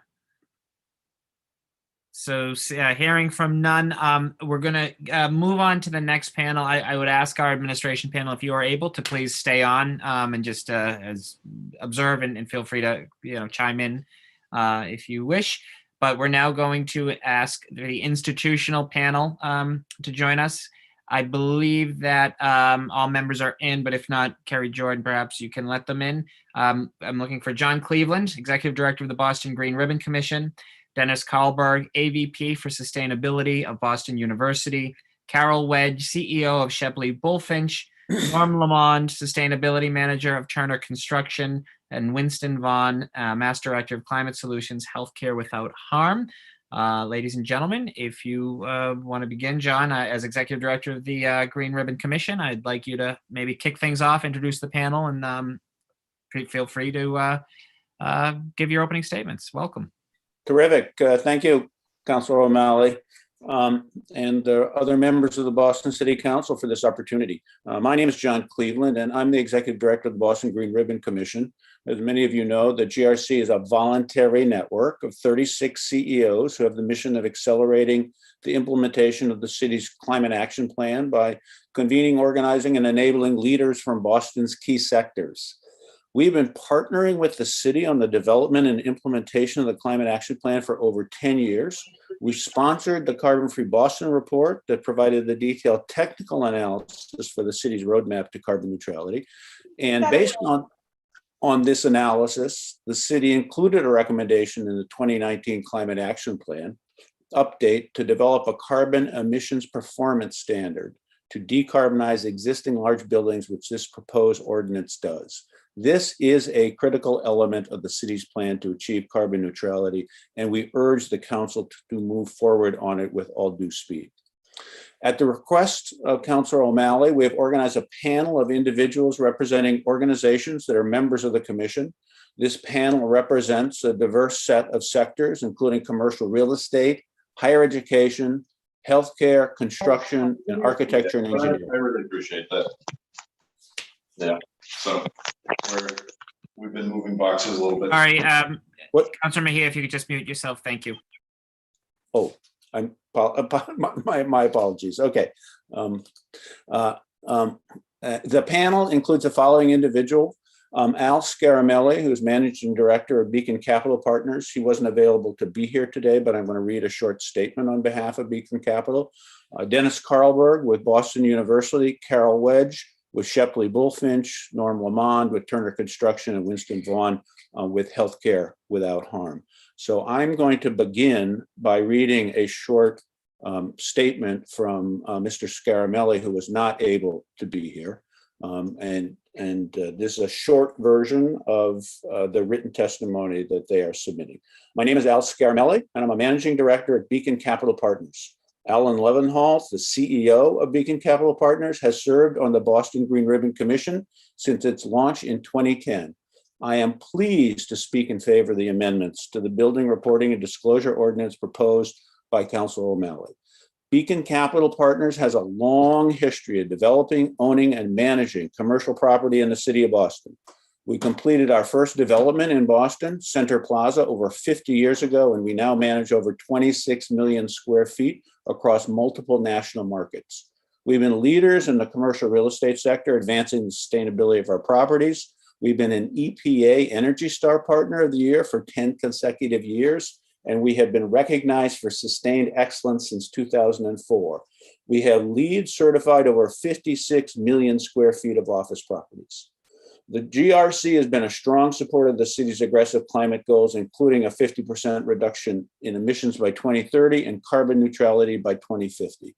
Because buildings constitute such a significant percentage of the city's emissions, it will not be possible to achieve these goals without steady reductions in emissions from existing buildings, which this ordinance will mandate. We see this ordinance as a necessary measure that provides a roadmap for building owners and contractors with sufficient time to prepare for energy efficiency and emissions reductions improvements. It provides opportunities for innovation in technology, building materials, and methods that will make Boston a national model. Our analysis of the technical details of the ordinance indicate that it's well aligned with the internal standards of building performance that Beacon Capital Partners aspires to. We're sure there are opportunities to improve the current draft in ways that reduce barriers to owner compliance, and we look forward to working with Councilor O'Malley and the mayor to refine this ordinance and make it a critical tool for building a carbon-free future for Boston. Finally, global leadership to address the climate crisis will be a long journey with many twists and turns, but can only start by taking the first step, and the time for action is now. People follow leaders. This is an opportunity for the city of Boston to be a state, national, and world leader. We believe the proposed regulations are a reasonable starting point. So let's continue to be leaders as we have in the past and move forward with this ordinance. Thank you for the opportunity to share our perspective with the council. Now, having read that from Mr. Scaramelli, I'm going to turn this over to Dennis Carlberg from Boston University. Dennis? Thank you, John. Chairwoman Edwards, Council President O'Malley, and members of the City Council, thank you for the opportunity to appear before you today. For the record, my name is Dennis Carlberg. I'm the Associate Vice President for Sustainability at Boston University, and I co-chair the Green Ribbon Commission's Higher Ed Working Group. On behalf of Boston University, I'd like to thank Council President O'Malley for introducing this amendment to the Building Energy Reporting and Disclosure Ordinance. I would also like to thank Mayor Janey and Chief of Environment, Energy, and Open Space, Reverend White Hammond, for their leadership and continued support of this important work. To address climate change, Boston University's Board of Trustees approved an ambitious climate action plan in 2017 to achieve net zero direct emissions for our operations by 2040. This is 10 years ahead of the city's goal because we feel it is important to lead. Along with other organizations and institutions, if the city is going to have a chance of meeting its goal of carbon neutrality by 2050. We strongly support this goal, and we strongly support the emissions performance standard. Boston University's Institute for Sustainable Energy led the research and development of carbon-free Boston. We know from this work that the building sector is by far the most important to decarbonize by 2050. And the emissions performance standard is the mechanism that will enable the city to meet this goal. Climate change is not about the environment. It is about people, our health, and our prosperity. This is especially true for environmental justice communities, which are disproportionately affected by the impacts from climate change. As we see in the news every day, the changing climate is already having an impact. The good news is that we have the technology and we have the solutions to minimize future impacts if we act now. The emissions performance standard is the key that Boston has to unlock these strategies and technologies for change. I'd like to thank Allison Brizius and the Environment Department and the community stakeholders and subject matter experts that have been involved with the development of the emissions performance standard. That said, there is work to be done to refine some of the details. We support the formation of working groups and the continuation of the public process to make these refinements in the coming weeks. We need to act quickly, and I'm here to help to the extent I'm invited. So I'm happy to participate moving forward. Thank you. Now I'll turn this over to my colleague, Carol Wedge, the president of and CEO of Shepley Bullfinch. Thank you.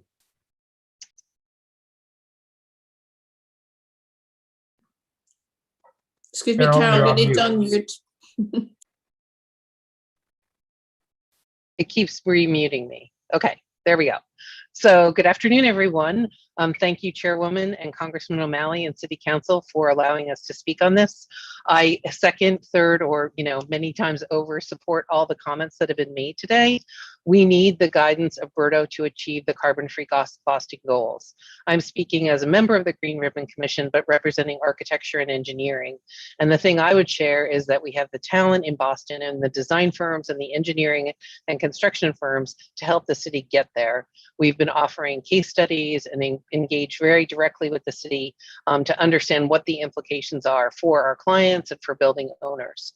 We primarily work in healthcare and education and urban development projects, and the changes that have been made or evolution of Berto to include a portfolio of buildings has been very important to those clients.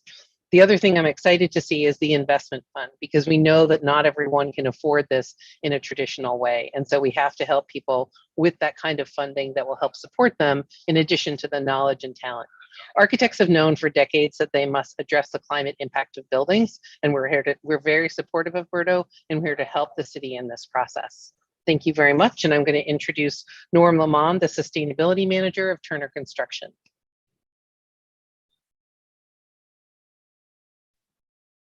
Norm? Yep, here we are. Great. Chairwoman Edwards, Chief White Hammond, Council President O'Malley, and members of the City Council, thank you for the opportunity to appear before this group today. First, I'd like to thank the City Council, the previous administration, as well as the current work of Mayor Janey's office and her staff, including Dr. Allison Brizius and others, in addressing the concerns of climate change by targeting the reduction of carbon emissions. Councilor O'Malley is to be commended for introducing this amendment to Berto for its consideration. For the record, my name is Norman Lamond with Turner Construction Company. My role at Turner is Senior Project and Sustainability Manager based in our Boston office and hold a seat on our National Sustainability Committee. In addition, I was a founding member of the Massachusetts chapter of the United States Green Building Council and currently a co-chair of the ULI Resiliency Committee here in Boston. Today, Turner Construction is a national construction company with more than 40 offices in the US and also perform work in Canada as well as other countries. And would like to point out that Turner has been performing work in Boston area since 1909. For more than 20 years, Turner has integrated sustainability into our operations, initially through our work for clients seeking to achieve sustainable building certifications for their building projects. More recently, we are working to do our part as a company by establishing a 2030 goal. Through this goal, our company endeavors to reduce carbon emissions and water usage on our job sites and offices by 50% by 2030. As an organization, we now have 6 full-time sustainability staff under the leadership of our Vice President and Director of Sustainability. Turner's been part of the Green Ribbon Commission board for 10 years, represented by our Regional Vice President, Pete Hamill, and have actively participated in numerous working sessions and advisory groups convened by the GRC. Turner has also been a member of the ABC for many years, assisting in their work to promote and integrate sustainability within the business community. The work of the Green Ribbon Commission, ABC, and others has been crucial to get us where we are today and keep us engaged as a community. BERDO is a critical next step and a reasonable measure in working to reduce carbon emissions as the city of Boston works to attain its goal of 50% carbon reductions by 2030 and carbon neutrality by 2050. On the business front, many technologies, strategies are being developed and brought to market that track, measure, and contribute to the reduction of carbon emissions. The integration of these technologies and strategies are also expected to create jobs for the local community. So the work that it will take to incorporate carbon reduction strategies into the buildings and homes of Boston. Over the past several years, we've seen increasing requests for proposals for projects seeking higher energy efficiency targets, and more recently, projects aspiring to be net zero with more resilient features. We at Turner are engaged in this effort to learn as much as we can from the experts working to address the impacts of climate change so that we can bring the best advice and support to our clients, design team members, in the planning, delivery, and operations of the buildings we construct. Moving forward, new buildings should certainly seek the highest energy efficiency, but as a community, we cannot lose sight of the need to improve the efficiencies of our existing building stock.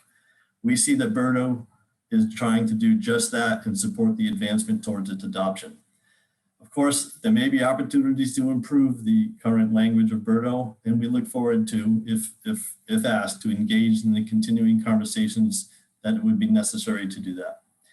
In closing, we would like to thank the leaders of the City of Boston, the GRC, ABC, and their consultants, as they've all worked very hard to address this issue. I would also like to mention there's been many professional organizations and the vibrant community organizations of the city of Boston that have engaged to address the concerns for our environment, our city, its people, and our future. There's more work to do, so let's remain positive and carry on together. Thank you.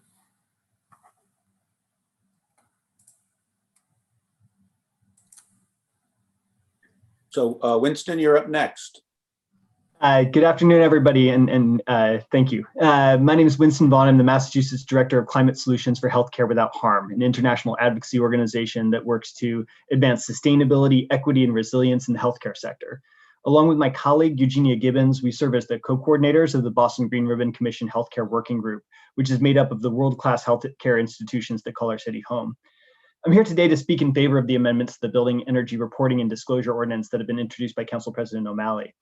The prosperity of our city is inextricably linked to the health of its residents, which in turn is inextricably linked to the health of our city's environment.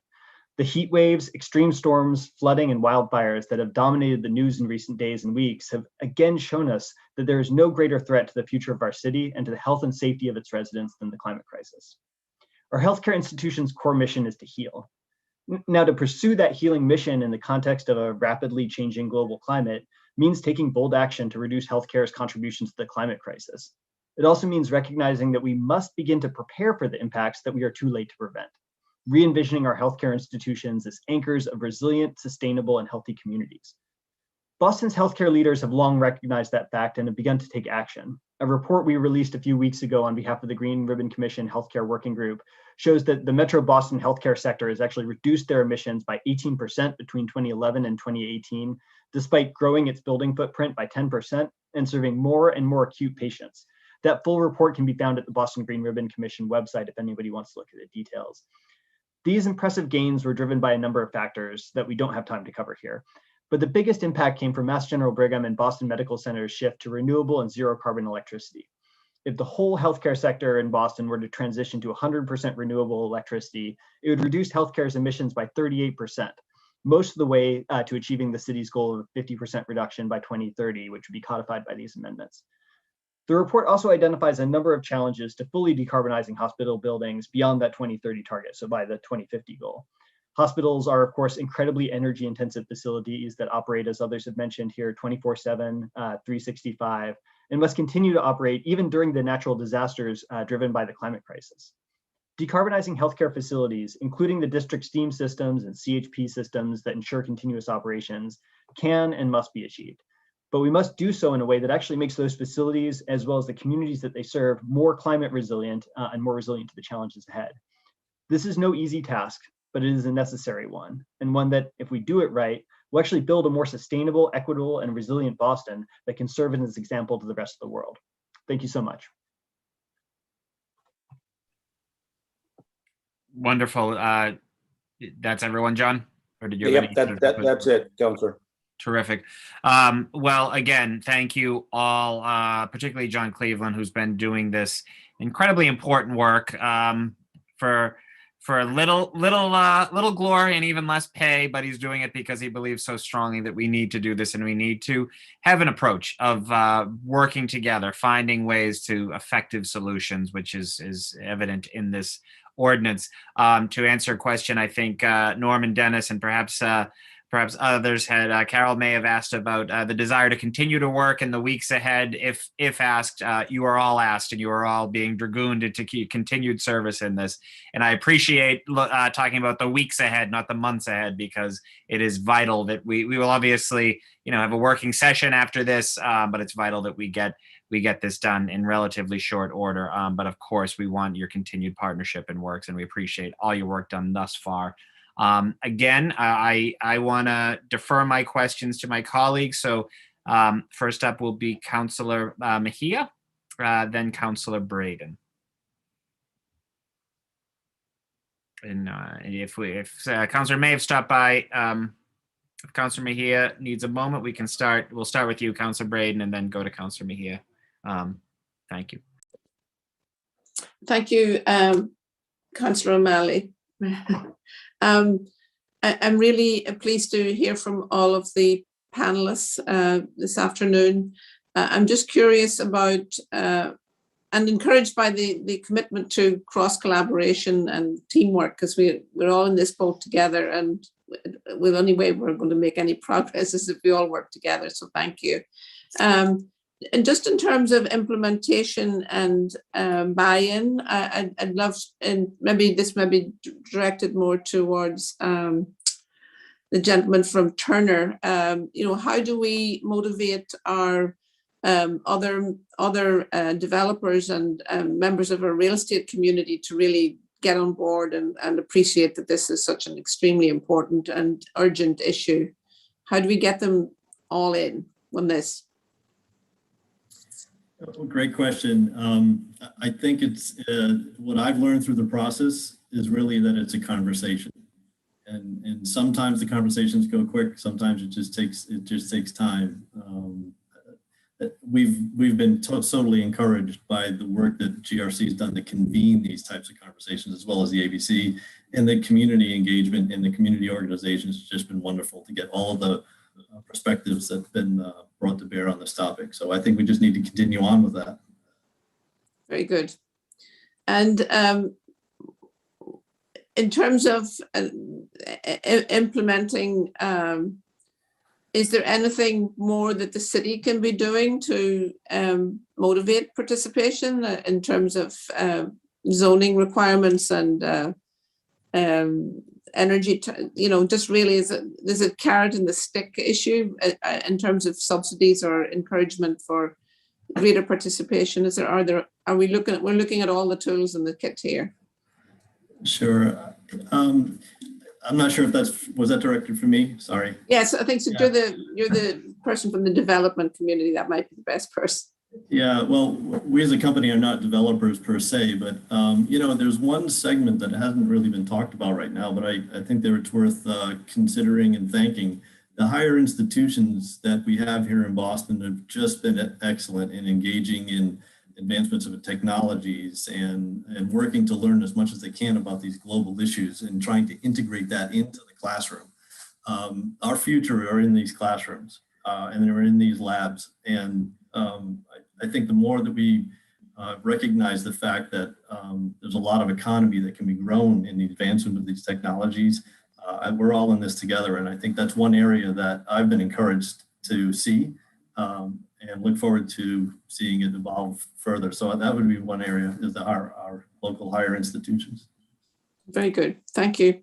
That's all I have, Mr. Chair. Councillor, if I could add just one thing in, I think we're really excited, as John Cleveland again, we're really excited by Chief White-Hammond's approach on figuring out how we can trade best practice and learning across these sectors. And we have these sector working groups, and we bring players together across the sectors. And I think there'll be an incredible opportunity to trade best practice across the organizations and really accelerate this in the marketplace. And we really look forward to partnering with the city on that. Thank you. I really appreciate that this is a team effort, and thank you all for your leadership and in this space. Thank you. Thank you, Councillor Braden. Councillor Mejia? Yeah, so sorry. I was on mute, and by the time you were too quick for me, O'Malley. I'm really encouraged, as Councillor Braden mentioned, about this whole idea of everyone kind of leaning into this conversation. And I agree that Chief Hammond, not just her dedication to this conversation, but just also knowing her as a skilled organizer and really understanding the importance of voice and the evolution of how we're all learning, right? And so I'm curious, to that point, as we continue to have this conversation and lay down the foundation to set ourselves up for success, if there are ways for us to kind of like explore, Councillor O'Malley, for us to have some quarterly check-ins, very similar to how we do with the Boston Jobs Residency. Like, is there some infrastructure for us to consider so that we can set ourselves up for success, and that everyone is helping to inform what the accountability measures could look like, and also what type of support service will folks need to be able to achieve these goals. So just whoever wants to chime in on that, I would love some insight. Well, I may tackle it, and then if the chief wants to add, or any members of the panel, it's a great idea, Councillor Mejia. I would say a couple of things. One is, once this passed, part of it is enabling an advisory committee, which will be 2/3 community-led, or the makeup will be 2/3, and allowing for, perhaps, my advice would be, as someone who will be a former councillor come January, is perhaps do a hearing order early on a check-in on implementation of BERDO 2.0, and then that would allow sort of the formal setting where you would bring the chief, Dr. Brezius, presumably members of the board, to sort of come in and sort of give updates. There are other reportings that will be, of course, made available publicly to allow the 5-year goals being met and what steps need to be taken. But I think there's an opportunity, and I think what's really unique about this, and in 11 years, I've never had just total cooperation between the executive and the legislative branches of government, is just, we all want this to succeed, and we all want to do this right. So I think that there's a great opportunity to allow for, much like the Green Ribbon Commission has operated in a very transparent and open manner, have whomever chairs the Environment Committee next year to convene quarterly council briefings with the chief and with folks who serve on the board, and open it up to members of the public, and obviously open up to those who come into that universe of buildings that we need to work to get to decarbonization, to allow for some good, honest Q&A and updates. I think it's a really, really great issue to continue, and as a private citizen, I will be happy to be as involved as the council would want me to next year. So I think it's an exciting idea. I don't know if anyone else wanted to sort of jump on that or add to that. Now, just to say, Councilor O'Malley, our intention is to have the same kind of openness that we tried to in developing this, that we tried to in the way this is coming forward. I think sometimes we might hear people concerned because they are thinking about what they just have to do personally. But the reality is that climate change means we're all in the same boat together. And that boat could sink if we don't work together. So I think what's exciting is that over this pandemic, not perfectly, but in many ways, we have seen with sharp focus what it means to be all in on something together and to face our peril together and to figure out what steps we need to take. And so I think both with the review board and the work that our office will continue to do, we've talked about the possibility of creating a resource hub and other sets of things. We want all of our buildings to be looked at together and people be in it together. And we think that's a real possibility. And I think that's the only way we have any chance of combating climate change. So I hope that even those who are concerned will get clear. This office is not here to castigate you for having a big building. We really want to work together. And I think we can do it. We are Boston. We can do it. We're looking forward to it. Well said. Thank you, Chief. Any further questions, Councilor Mejia?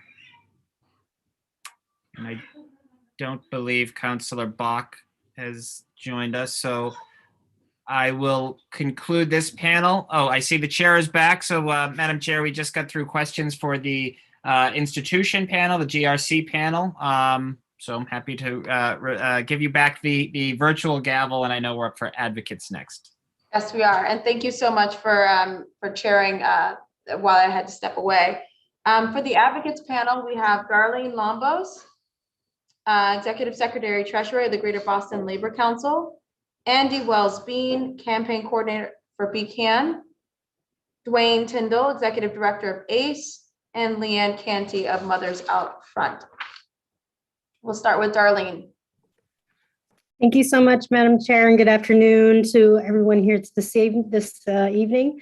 Again, my name is Darlene Lombos, and I'm the Executive Secretary Treasurer of the Greater Boston Labor Council. Thank you again for having this hearing and giving me the opportunity to speak enthusiastically in favor of BERDO. We represent at the Council 100,000 working class families in the Boston region and began working on this legislation with the Walsh administration, ensuring that it's the highest environmental, worker, and racial justice standards.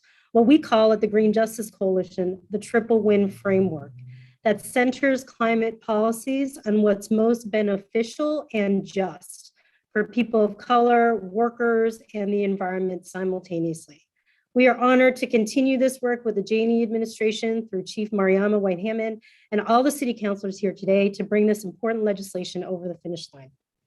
We are glad to see that the current language includes a board to oversee funds, and we strongly agree that community-based organizations should be empowered to name members to that board. We request that the Green Justice Coalition, anchored by groups like Alternatives for Community and Environment, as well as the Greater Boston Labor Council, be named in the ordinance as specific organizations that will be asked to nominate members for the board with guaranteed seats. We believe that with community and labor oversight on the review board, we can ensure a high level of equity and enact the spirit of this legislation. We are happy to discuss this more as changes are made to the final language. And thank you for your time today and considering this. Thank you very much, Darlene. Andy Wells-Bean. Thank you very much. Good afternoon. My name is Andy Wells-Bean. I serve as the campaign coordinator for Boston Climate Action Network, or BCAN. BCAN's mission is to build community power for climate justice. As many of you know by now, climate change is an emergency and it is at our doorstep. Vulnerable communities are at real and increasing risk. Now, Boston is making strides towards adaptation, but we must do everything in our power to stop making the problem worse. That is why Boston has a carbon neutrality goal. And every one of us has a responsibility to be part of the solution. Now, personally, I cannot count the number of carbon footprint calculators, go green listicles, and even TV commercials that I've seen, all urging me to cut my own climate emissions. And I know BCAN's members and supporters do work at that. But it is clear where the biggest issue is. In Boston, 71% of the city's total carbon emissions come from buildings.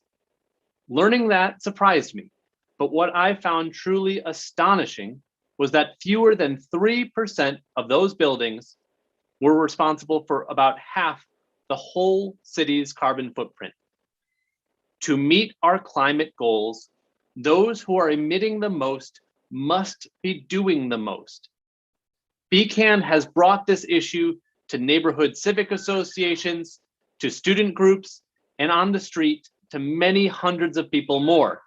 There is broad consensus that the parties contributing the most to Boston's climate pollution should be doing everything they can. In Boston, that responsibility falls to the owners of big buildings. So to achieve the city's carbon reduction goals, we must insist that the standards be set high. We are already behind. Offsets are not an option. Money should stay in town rather than being sent out of state. The review board should be made up entirely of community stakeholders. Let's avoid conflicts of interest and putting foxes in charge of the hen house. That adequate resources are given to the Environment Department to implement the ordinance, and that enforcement is strict. Thank you so much for allowing me to testify. Let's get this done. Thank you. Thank you so much. Dwayne Tyndall from ACE. Hello. Hello. Hey, how you doing today? So thank you. Good afternoon. My name is Dwayne Tyndall, and I'm the Executive Director of Alternatives for Community and Environment in Roxbury, Mass. ACE builds the power of communities of color to combat environmental racism and classism, to build healthy and sustainable communities and achieve environmental justice. Since our founding in 1994, ACE members and staff have been at the forefront of the fight for environmental justice in Massachusetts. Updating BERDO is a priority for ACE because reducing building emissions in the places where we live and work will reduce asthma and other chronic illnesses in our communities. Lower energy bills and improve heating and cooling. It is past time for bold action grounded in environmental justice that centers communities on the front lines of gentrification and the climate crisis. The process to update BERDO represents a new model of democratic policy development. Frontline communities support BERDO because from the very beginning, the policy was developed in collaboration with the community. Over a period of 18 months, ACE and our partners at Right to the City Boston, New England United for Justice, the Chinese Progressive Association, and City Life Vida Urbana held 4 citywide meetings. At these meetings, the city residents came out and met with representatives from the city and engaged in robust discussion about the policy design. The city incorporated the community feedback into the ordinance. Through this process, we made sure that the new building emissions performance standard would improve quality of life and reduce energy bills, making housing safer and more affordable without contributing to gentrification. We are proud of the fact that the policy also established a new and necessary model of democratic policy implementation, creating an oversight board with 2/3 of the seats held by members of frontline communities. Community oversight is necessary for real accountability. It is time that communities most burdened by pollution and environmental racism play a central role in implementing policies grounded in environmental justice. Also, the budget that reflect the level of enforcement and the review board. This will take resources And we expect that a budget line will be reflective of what will be needed to execute said policy. ACE and our community partners fought to ensure that policy does not include offsets as a compliance option, because offsets don't fit with our community vision for a just transition to net zero emissions. It's been proven time and again that offsets do little to reduce emissions. Most importantly, they do not improve air quality in frontline communities. Offsets would create the illusion that Boston is doing something about climate change without any benefit to the communities most impacted by the climate crisis. More than any ordinance this council has passed, Berto 2.0 is informed by the lived experience of communities most impacted by pollution and climate crisis. The residents of Boston frontline communities support Berto 2.0, and its passage will make Boston a leader in environmental justice and democratic policymaking. Thank you. Thank you very much. And Leanne Conti. Hello, and thank you to the council for inviting me to speak today in support of Berto 2.0. My name is Leanne Canty, and I'm a volunteer with the Jamaica Plain chapter of Mothers Out Front. I'm here representing the 4 Boston chapters of Mothers Out Front. Mothers Out Front is an organization of mothers and other caregivers who are dedicated to environmental justice and combating climate change. Our goal is a healthy and livable climate for all the world's children. I myself am the mother of a 21-year-old son, Ashwin, and a 17-year-old daughter, Priya. I also work as a primary care physician. As a mother, from the beginning, your whole being is oriented towards keeping your children safe.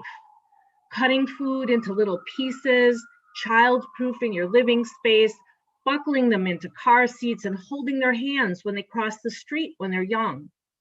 When they're older, talking about substance use and safe relationships, and always trying your best to set a good example. It's the never-ending object of a parent to keep your child safe. But as individual parents, we're very limited in what we can do to protect our children from the harms of the climate crisis. We don't need to look long or far to see the dangers that our children will confront. Apocalyptic forest fires, historic drought in the West, more frequent and severe coastal storms, flooding, and sadly much more. As you and the council have already officially recognized in January 2020, the climate crisis is indeed a health emergency. Just as I try to keep my children safe from harm, as a physician, so do I try to keep my patients safe. Ask any of them, I'm sure they'll tell you how unrelenting I can be in the pursuit of quitting smoking, healthier eating, engaging in exercise. However, just like with my kids, I can't keep my vulnerable patients with asthma and emphysema safe from the deleterious effects of rising temperatures, living in heat islands, the damage from increased environmental concentrations of methane in the air, and more. The Berto 2.0 update is a strong policy because it helps us cut carbon emissions and improve air quality. It can also address some of the health inequities that are exacerbated by climate change. The Berto update creates a fund from alternative compliance payments, which can be used to retrofit homes in EJ communities, providing energy efficient improvements and other retrofits which can improve air quality and protect people from heat exposure and poor quality air. In order to keep our children safe from the devastating effects of climate change, we need much more than the efforts of individual parents. We need bold and effective action on the part of our elected leaders. Similarly, for my patients to remain healthy, their and my actions are not enough. We need to enact new policies. That's why we at Mothers Out Front are here to support the Berto 2.0 ordinance as introduced, with an oversight board that has representation from the community, funding for EJ communities, and investment in local green energy projects and jobs. Berto will not only help us meet our important climate reduction targets, it will help the city make improvements in air quality and health equity. We can do it. For the health and well-being of our children, we must do it. And thank you so much to the council for bringing this issue forward, particularly to Councilor O'Malley and to Councilor Edwards. Thank you for letting me speak. Thank you I think this was our final panel before we're going to go to, we'll do a round of counselors if they have any questions for this panel. And then we're going to go to public testimony for the rest of this hearing.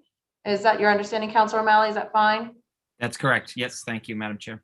I will, in terms of our counselors that may still be here, Councilor O'Malley, go ahead and kick it off if you have any questions or thoughts, you know. Absolutely. Thank you, Madam Chair. I don't know if we lost Darlene, but I guess, you know, Dwayne or Andy or Dr. Canty, you can jump in on this. But I wanted to really focus on the jobs aspect and what this means, what this means for the green economy, what this means for potential partnerships with great Boston schools like Madison Park Vocational Vocational Technical High School. So if anyone wants to sort of jump in on what the job piece looks like, because I think that is such a crucial piece to why this is important. I'll take a shot at this. During the President Obama's first term, it was this term called the green economy. And when I was working for workforce development, we missed that opportunity for various reasons.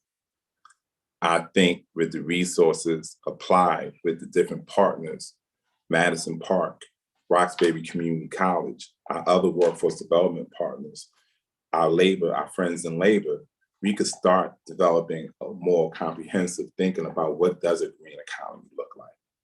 And I think that this is an opportunity and maybe a foundation to start having this conversation. The issue always been, it was multi-systems. So systems don't communicate as fluidly as we should. But if we are intentional, we could develop some, you know, the framework of moving forward relative to the green economy. Thank you. Thank you. It's great. Andy, Leanne, did you guys want to jump in as well on that or other thoughts? Sure. I would just mention that this is a great reason to ensure that offsets are not an option, and that any money that's paid to comply with the program is put into that equitable investment fund, which can be spent locally to do the job training necessary and to reinvest in our community. Thank you for that. Well, I just wanted to close again because we still have quite a few folks from the public who I'm looking forward to hearing from. But for the three of you and Darlene and Abstentia, you've been tremendous partners through this work, and I'm just incredibly grateful. It obviously will continue in the weeks ahead, but I really appreciate the passion and the drive and the commitment. This is among the biggest issues facing us as a city, as a planet. And we can do this right. We can do it quickly. Well, we should be doing it quickly, but my point being that this has been a long process to get us to this point. And I know that we will be a national and I believe an international leader on how we're going to do this. So I'm just grateful for all of your work. And that's all I have for this round of questions, Madam Chair. Thank you very much. I just been checking to see my colleagues who are left. Councillor Flynn, Councillor Campbell, Councillor Mejia. I don't have any specific questions. I am still listening in. I am here. I'm excited to hear the additional public testimony, but at this point, all of my questions have been answered, and I feel good in the direction that we're moving in. Thank you. Thank you. Councillor, I think Asabi George had to leave. Councillor Wu, I think, stepped off. Yep. Councillor Braden she may be going, but I don't think she had any more questions. Councillor Bach, I think she may have. As for me, I've been quite amazed and excited about the collaboration I'm hearing from everyone. And I'm excited to get to the public testimony, which we have at least 40 people signed up. So why don't we get to that then? Let's see. Yep, here we go. Okay, so I have first, I'm gonna just name 3 people for folks who are speaking in English and do not need interpretation services. We're really gonna ask you to stick to 2 minutes so that we can get through people if there's, yeah, get through the whole list of people and hopefully before, 7 p.m. finish. So Andrea Atkins, Maxine Hunter, Ben Hillerstein, State Director, Environment, Massachusetts Research and Policy Center. When you do speak, please say your name and your affiliation, if you're with an organization or not, and then you have 2 minutes. All right, so we'll start with Andrea Atkins, or Andrea Atkins, my apologies. Hi, this is Andrea Atkinson. I'm the co-executive director of One Square World, a nonprofit here in Boston. I'm also a resident of Boston, and I'm also one of the consultants who worked on the design for the community-centered resident engagement process to build this policy. We worked with deep partnership from for Community Environment and Chinese Progressive Association, as well as other community groups. And our approach is really to identify and work with the stakeholders who would be most significantly affected by the reduction of building fossil fuel emissions in Boston. In this case, the most impacted were the residents and abutters of large buildings in Boston, primarily in Chinatown and Brighton. Current impacts to residents, as you heard, include respiratory and cardiovascular health issues such as asthma, exacerbated by on-site fossil fuel and co-pollutant emissions.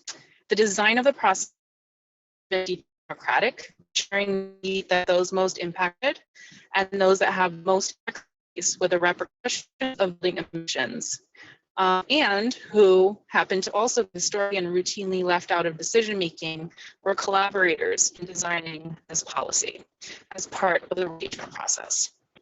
The process intertwined the lived experience of residents with technical expertise, building expertise, ensuring that each group had the information needed to understand the other. As Reverend Hammond mentioned, the review board will continue this commitment to deep democracy, ensuring that the folks that have the most lived experience are at the decision-making table. We hope that the technical experts can keep up with them. We've seen boards of this type in Providence, Rhode Island, Seattle, Washington, and Portland, Oregon, with excellent results. In Providence, Rhode Island, for example, the Racial and Environmental Justice Committee, the board that this was actually modeled on, passed one of the most progressive climate justice policies in the nation. Their climate justice plan. This policy provides an opportunity for Boston to continue to be a leader in addressing climate change, and we firmly believe that this way of doing policy, by putting public back in public policy, will have similar impacts here in Boston. Thank you. Thank you very much. Maxine Hunter. Hello, I'm Maxine Hunter, and I am a volunteer with Mothers Out Front in West Roxbury, one of the 4 Boston chapters of Mothers Out Front. Right now, I'm feeling very proud to be living in a city where all of our counselors have shown that they care about our health and they care about the climate future that our children will inherit by passing and supporting this updated ordinance. So this ordinance must be passed in the form that it was filed. It must include community oversight on the review board, and any local offsets will ensure local jobs. And finally, any fees that are collected must be used to benefit environmental justice communities. So thank you, everybody, for your great work. Can't wait to see this get over the finish line. Thank you. Thank you. Ben Hillerstein. Great. Well, thank you so much, Councilor Edwards and members of the committee for the opportunity to offer our testimony today. My name is Ben Hellerstein, and I'm the State Director for Environment Massachusetts. We're a statewide citizen-supported environmental advocacy organization working to protect clean air, clean water, and open spaces together with our thousands of citizen members and supporters. And I'm here today to speak in support of the proposed updates to BERDO to establish energy performance standards for existing large buildings. I want to say it's very exciting to see this move forward, and I commend Chief White-Hammond and the Janey administration for bringing forward this proposal and the council for your longstanding advocacy on this issue. I remember the stakeholder meetings that Councilor O'Malley convened several years ago to start hashing out the pathway to zero emission buildings, and it's exciting to see those efforts continue to bear fruit today. I'm going to keep my remarks brief and say that this is a good idea and a necessary one. And it fills a gap in current strategies at the local and state level to reduce carbon emissions from buildings. At the state level, we're beginning to take steps towards carbon-free new buildings with the net zero stretch code that was passed into law in March. This code may not go far enough to ensure that all of our new buildings are fossil fuel free, but it's certainly a step in the right direction. And for existing buildings, there are longstanding voluntary programs for energy efficiency like Mass Save, and the city has done a lot of work to encourage residents and businesses to participate in those programs. But voluntary is not enough. We need to set clear expectations for large buildings and require building owners to meet those expectations over time. And that's what an energy performance standard would accomplish. On Beacon Hill, Environment Massachusetts and several other organizations are advocating for statewide legislation to establish energy performance standards for large buildings. The bill is called the Better Buildings Act, filed by Representative Maria Robinson and Senator Becca Rausch, and we're hopeful that we'll see this legislation move forward this session. But even with a proposal active on the state level, there's still a need for local leadership on this issue. We've seen time and time again that action at the municipal level on climate change and clean energy can push state leaders to act and can show what is possible to happen statewide. And leading communities like Boston with a strong commitment to climate action can and should go further than any standards established at the state level. So to conclude, I encourage you to move ahead with this proposal, and I hope that we will see this idea replicated in other communities and ultimately on the state level. Thank you. Thank you very much. Our next three speakers are Paulina Casasola Mena, Gabby McFrain, and Martin Roeder. Thank you, Councilor Edwards. Hello, everyone. My name is Paulina Casasola, and I work as a climate justice organizer at Clean Water Action. Clean Water Action works on strong health and environmental protections by bringing issue expertise, solution-oriented thinking, and people power to the table. We also support the Green Justice Coalition, and today I want to thank the Council for the opportunity to speak and for prioritizing cutting carbon emissions through the new building performance standards. I want to mention that we appreciate that offsets are not part of the program since they create significant loopholes, and also want to highlight that as we recover from the pandemic, we need to prioritize the needs of environmental justice and historically underserved communities. Our communities of color, which are the ones that struggle the most with air pollution and now with COVID-19, need to see the benefits of the new building emissions performance standards and need to see local pollution reduction. In addition, I'm asking the council and the mayor to help create high road green jobs for our BIPOC communities and to better support those who have been historically overburdened by environmental pollution. And again, thank you so much for prioritizing reducing emissions in the cities through the new performance standards. Thank you. Thank you. Gabby McFrain. Hi, thank you so much for having me. My name is Gabby McFrain. I have a 3-year-old son named Ronan. I'm also a volunteer with Mothers Out Front Jamaica Plain. I wanted to thank the council for their unanimous support of the BERDO update. I want my kid to grow up in a society that cares for its most vulnerable, and prioritizing reducing fossil fuel usage and preventing climate change is the most important way we can do that today.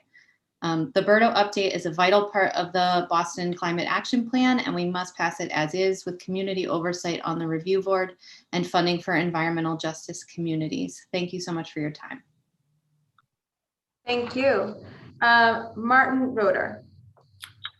Thank you very much, Madam Chair, and members of the City Council for the opportunity to testify.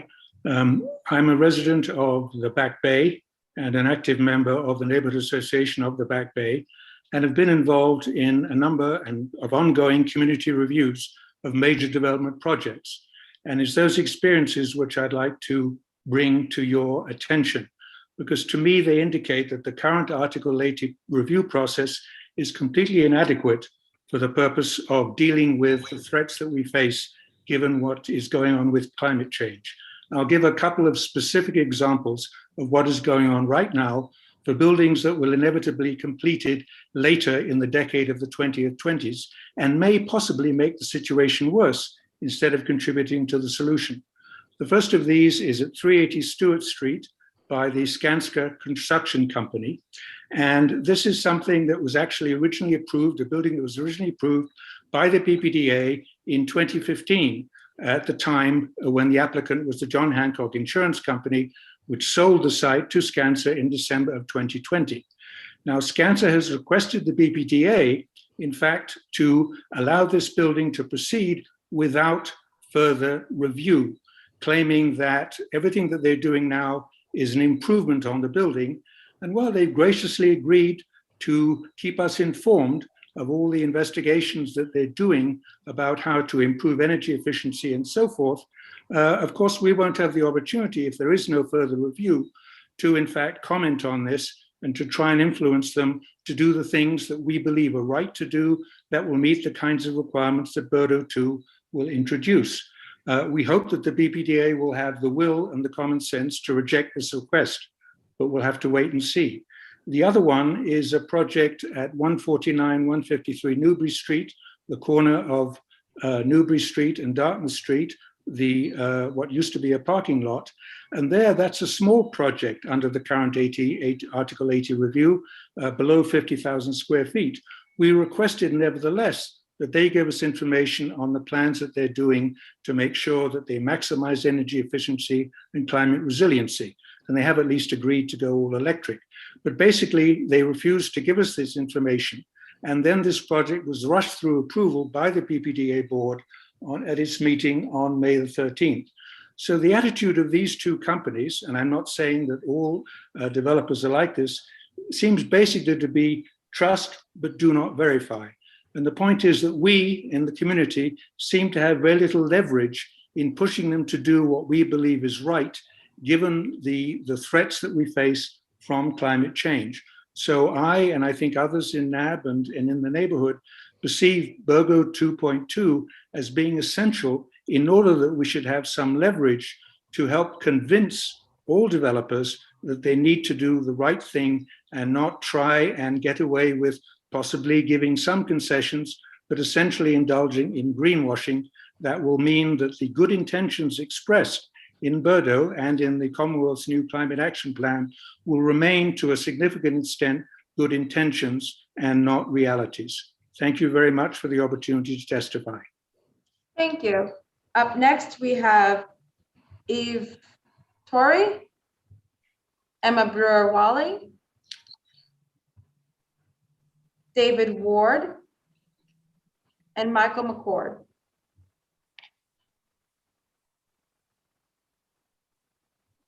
Hello, my name is Eve Torrey, and I'm the Director of Climate, Energy and Resilience at A Better City, which is a business membership organization with 130 of Boston's business leaders.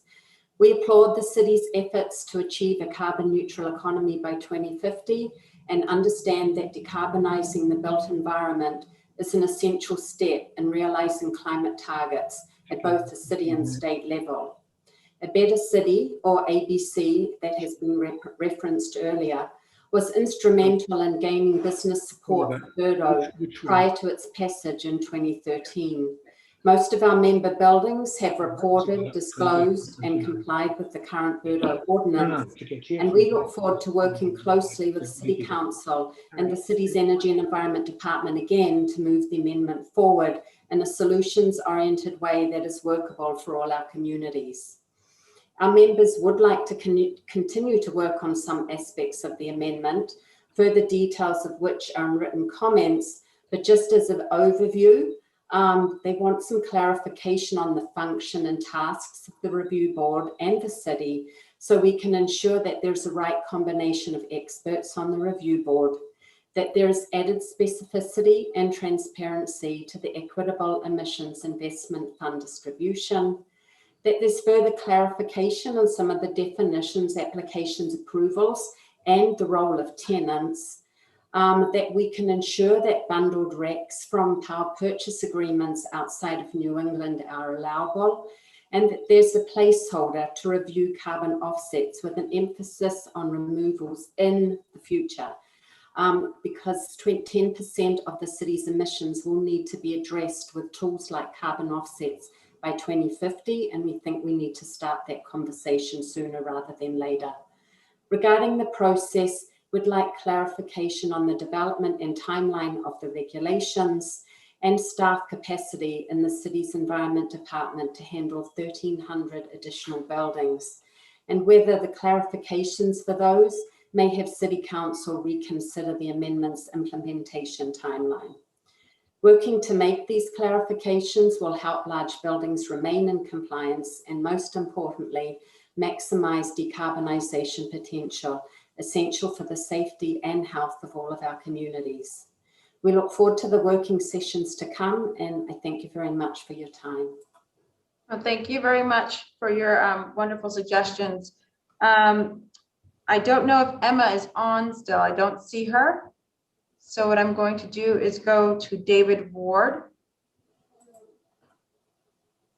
Hi, good afternoon, and thank you, Madam Chair, and also thanks to the Boston City Council and Matt O'Malley for the work on this really important ordinance. For the record, again, my name is David Ward. I'm representing the 350 Mass group. The Boston node of 350 Mass is one of 18 grassroots nodes across the state. We work locally and statewide on many aspects of climate crisis, including carbon emissions from buildings. 350 Mass played a major role in the passing of the Climate Roadmap Bill in the Massachusetts legislature, and last year has introduced several major climate bills in the current legislative session. We work with Boston Clean Energy Coalition locally and several other coalitions statewide. For my experience, I'm a consulting engineer. I've worked in the building business for 30 years. My work is focused on developing energy efficiency projects in existing buildings. In these years, I've gained a lot of expertise. However, I agree with Chief White Hammond about the opportunity for everyone to be impactful. Some of my best ideas come from building occupants, the janitors, building operators that work and operate these buildings. So it is something that everybody needs to take part of and can bring something to the table. A few things that I've experienced throughout my career is the things that we need to make this successful, make these buildings more efficient is, first of all, identification of what work needs to be done. Second of all, the motivation, financial incentives, and support to do this work. And third, finding trained people capable of doing the work. This ordinance meets all of those needs. So the 350 Mass group and I personally enthusiastically support the passing of this ordinance. The stated purpose of investing in building a green economy, encouraging the hiring and training of green jobs, protecting public health, and promoting equitable access to housing is very commendable, and they are all addressed here. The level and type of effort required by the ordinance only sets a minimum bar that is relatively easy to accomplish with current technologies. but more importantly, it gets building owners on the path to zero emissions. All of these things that are being talked about, reducing carbon footprint, the technology, the knowledge, the skills already exist. So this ordinance just gives the incentives for people to start down that path. The third thing I'd like to point. Okay, go ahead if you're going to quickly summarize and sorry. I will quickly summarize. Thank you. Sorry. The third-party verification reported data enforcement mechanisms are key to establishing the legitimacy and value of the program. Additionally, I want to agree with Mr. Tyndall regarding local jobs training. In order to do this, we need workforce development programs such as the Center for Smart Building Technology that already exists at Roxbury Community College. So with that, I'd like to thank you for the time. Thank you. Michael McCord. Thank you, Madam Chair. I am a 50-year resident of Boston and a member of several groups involved in promoting green solutions to our present climate emergency. One of those groups is called Back Bay Green, which I'm speaking for this evening. Back Bay Green is in full support of this ordinance, and we hope it passes neither weakened nor slowed down, indeed, perhaps even strengthened and accelerated. We salute Councilor O'Malley for his leadership on this matter and thank the other councilors and members of the city staff and other residents of Boston who have testified today.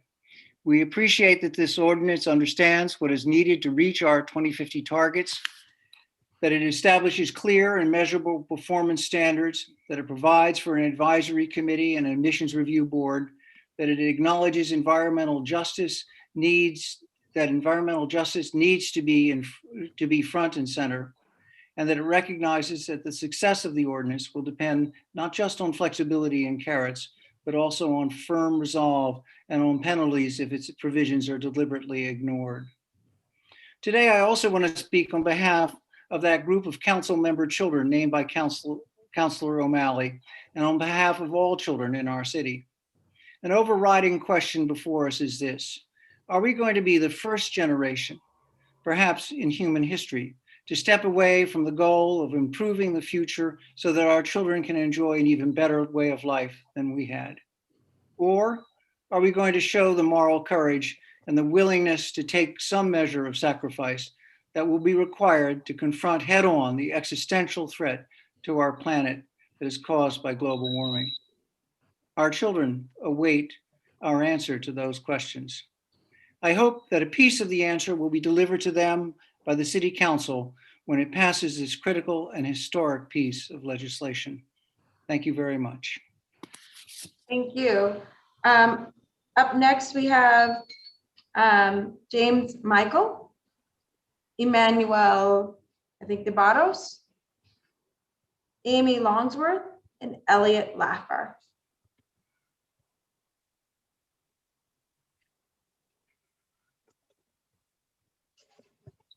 Is it me? James? Yep. Hi. Go ahead. Thank you, Councilor Edwards, Matt, everyone. My name is James Michel. I am a proud co-founder of the Boston Clean Energy Coalition. For the past 5 years, almost, our eclectic coalition of 13 grassroots and nonprofit environmental justice organizations has worked in partnership with Councilor O'Malley and others to educate and inform the entire City Council, including our fellow advocates and our fellow citizens, about the crucial importance of reining in emissions from the buildings in Boston, which we all have learned account for over 70% of all greenhouse gas emissions in this city.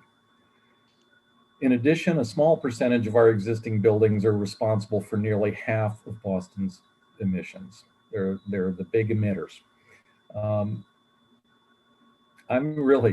excited that 4 or 5 years later, everybody knows what net zero means, that we have this dynamic council that has worked very hard to advance attention on how to rein in emissions in the built environment. all the major points have been made, but I'm here to tell you that BCEC unanimously is in favor of these amendments to BERDO 2.0. We appreciate that it will support the emerging green economy. We appreciate that it applies an equity lens and that it will incorporate citizen oversight. Passing these amendments will be a truly bold step, one which we must take. The climate crisis is upon us. This ordinance will enable the entire city of Boston to take meaningful steps to reduce its emissions. Let's take action. Thank you. Thank you. I think Emmanuel may have, let's call Emmanuel's name. I don't think he's on anymore. Amy Longsworth? No. Elliot Laffer? Hi, I'm Elliot Laffer. I'm chair of the Neighborhood Association of the Back Bay, and I'm still on. I want to go back to Chief White-Hammond's opening remarks when she talked about how sea level was really rising and that was real, and tie that into something that someone said to me years ago, that we had clawed this city from the sea and the sea was eager to take it back. And that's what letting emissions be unlimited will lead to. We won't have the city that we have. We'll go back to that little peninsula that you find on maps, and we lose the Back Bay, where I live, and we lose East Boston, and we lose a good chunk of Chinatown and a huge chunk of the South End and South Boston. None of that's acceptable. And so this kind of program, and BERDO 2.0 is really, really important to get at that. Qualifying that, there are two thoughts that I had. One is that oftentimes the purpose part of the legislation looks really inspiring, and then people go really hard to work at details to somehow make it easier on them than on everybody else. And I hope that as you folks are finishing up the legislation and that the regulations are put in place, that those details are watched really carefully, and that it isn't people saying, oh, just this little tweak. Don't worry about this little tweak. Those little tweaks are often where we get harmed in lots of well-meaning legislation and rules. And you know, I live in actually one of those buildings that will now be covered. It's one of the buildings that's bigger than 20,000 and smaller than 50,000 square feet. That's going to cost us money to fix things, and it should, because we're part of the problem. We need to be part of the solution. I want to go back for a moment to one of the things that Martin Roeder raised earlier. There's a gap in here of buildings that have an existing approval that may go back 4, 5, 6, 8, 10 years, because approvals hang around a long time in this town.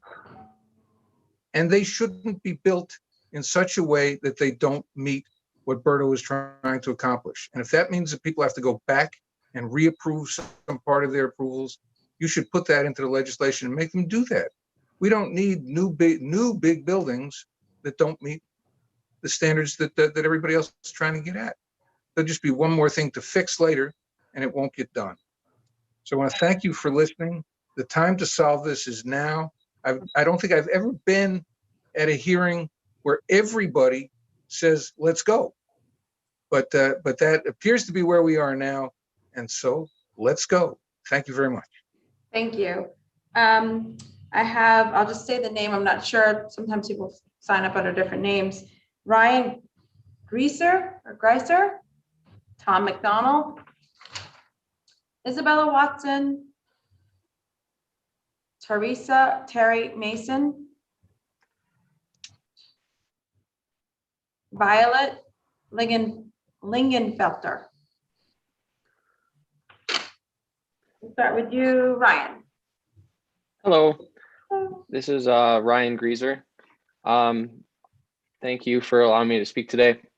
I volunteer with the Boston Climate Action Network, and I've lived in Boston for 4 years. As a member of the Boston Climate Action Network, I'm also a part of their Public Education Committee, which is designed to do community outreach to educate the public on what's going on in the city government related to climate policies.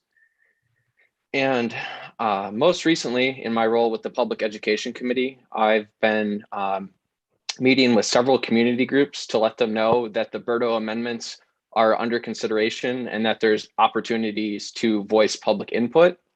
I've met with the Longfellow Area Neighborhood Association, St. Mark's Area Civic Association, and if anyone from those organizations are on the call today, thank you again for allowing us to come and speak with you. I also met with a couple of student organizations at Boston University, MIT, and a group at Old South Church that is involved with climate advocacy. Just real quick, in addition, I've been doing petition collection at community gathering places and had just a ton of conversations with different community members of different ages and political affiliations. And I just wanted to let everyone know that's, considering these Berto amendments, that what I really have found in having all these conversations is that people really care about the impacts of climate change, and they're supportive of policies that are aimed at addressing emissions. I've had conversations with over 100 people through these different groups that I've met with, and I just want to let the people know that there is broad support for these policies, and people care about climate change, and they want to see the city take action to address emissions. So that's why I'm personally in support of the Berto amendments. And I just want to sincerely thank everyone that's worked to progress the policy to this point. Thank you so much. Perfect, thank you. We have Tom McDonald. Hello. Do you hear me? Yes, good to go. My name is Tom McDonald. I'm a longtime resident of Roslindale. I work in a local neighborhood environmental group called Greening Rossi, and am also a member of the Boston Climate Action Network. I've worked for a long time in Boston as English as a second language and literacy educator. I wanted to say first, to repeat any number of people, it's so wonderful that our Boston City Council is so unanimous and forward-thinking. What I wanted to offer is the idea that these buildings, that the big building owners need to take responsibility, and that they should understand that the less educated in Boston are equally expert in the affairs of the city. And so I would like to suggest that the city council, in passing Berto, create some kind of countdown that would be public, so that all the residents of Boston could be monitoring the big buildings as they reduce their emissions. I think it's a chance for community education. I think it's a chance for people who are less involved in city affairs to become more involved. The public part of it is important, I think. The community education part of it is critical. It's wonderful that the city council is so unanimous, and I think your unanimity could be infectious and reach all corners of the city. So thank you. Thank you very much. On to Isabella Watson, or like it's like Izzy Watson, excuse me, on Yeah, hello. I'm not sure why. I'm actually logged in on Ricardo's laptop right now because it's on webinar mode for me and a couple other people that are supposed to speak. So I will just do this from this computer. But I will also be reading the statement for Teresa Mason, or Terry. I was also asked to read another person's statement. Is that all right? Is that other person signed up? Yeah, it's Caroline Cutlip, I believe. Okay, so Contacted me earlier today. So just for time's sake, could you do your statement and those two's in 3 to 5 minutes, no more? Yes, absolutely. All right, thank you. Or, hold on, this is difficult. 1 second.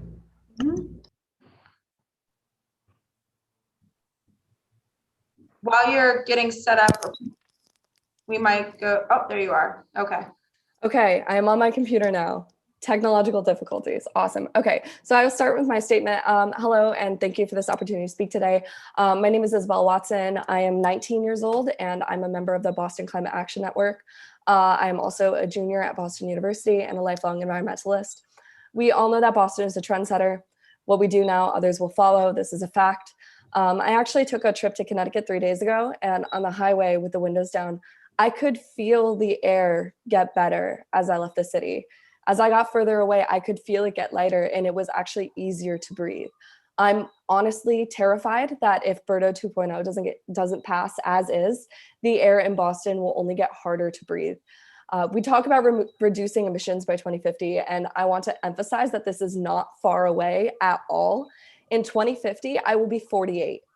In the midst of a climate crisis, I will still have so much life ahead of me, life that I will not get to live if the air is not clean and my community is underwater.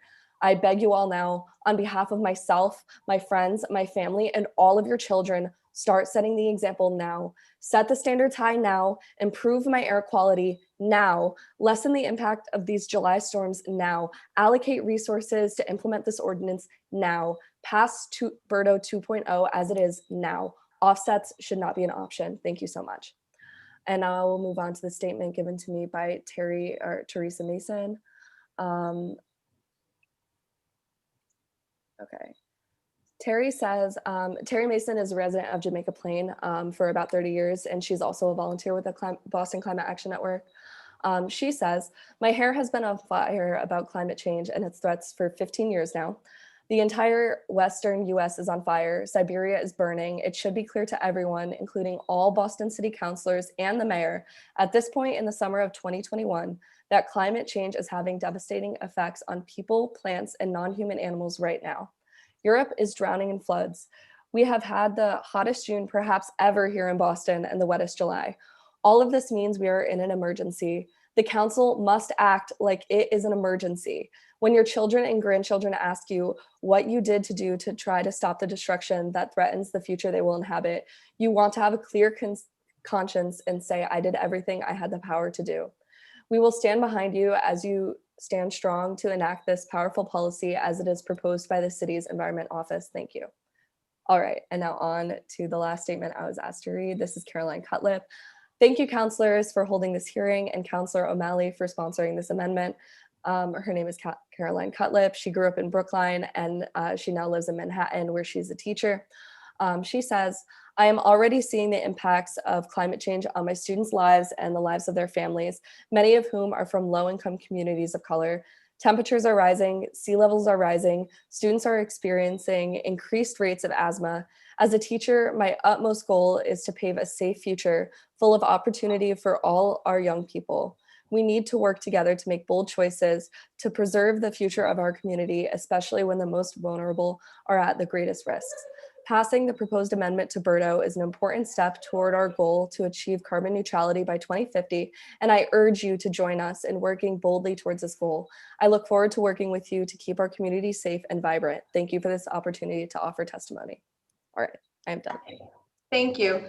So we're going to have Violet Lingenfelter, then Emily Kwong will go. And Emily Kwong, as I understand, will be the last person who is in need of interpretive services. If we want to just do a virtual hand clap, I forgot to, I think it's Ms. Lowe, who has been doing simultaneous translations this entire time.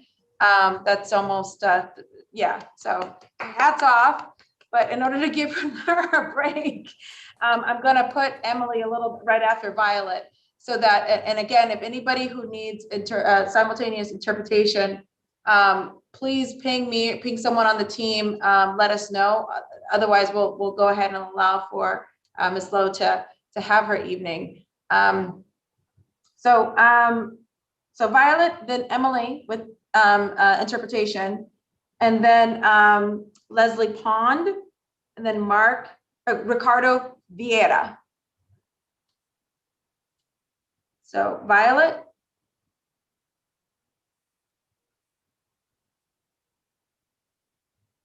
May have gone. Nope. Here. Hello, Violet.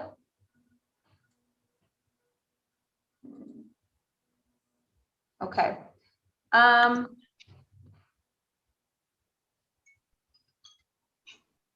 Okay. Let's try Emily Kwong.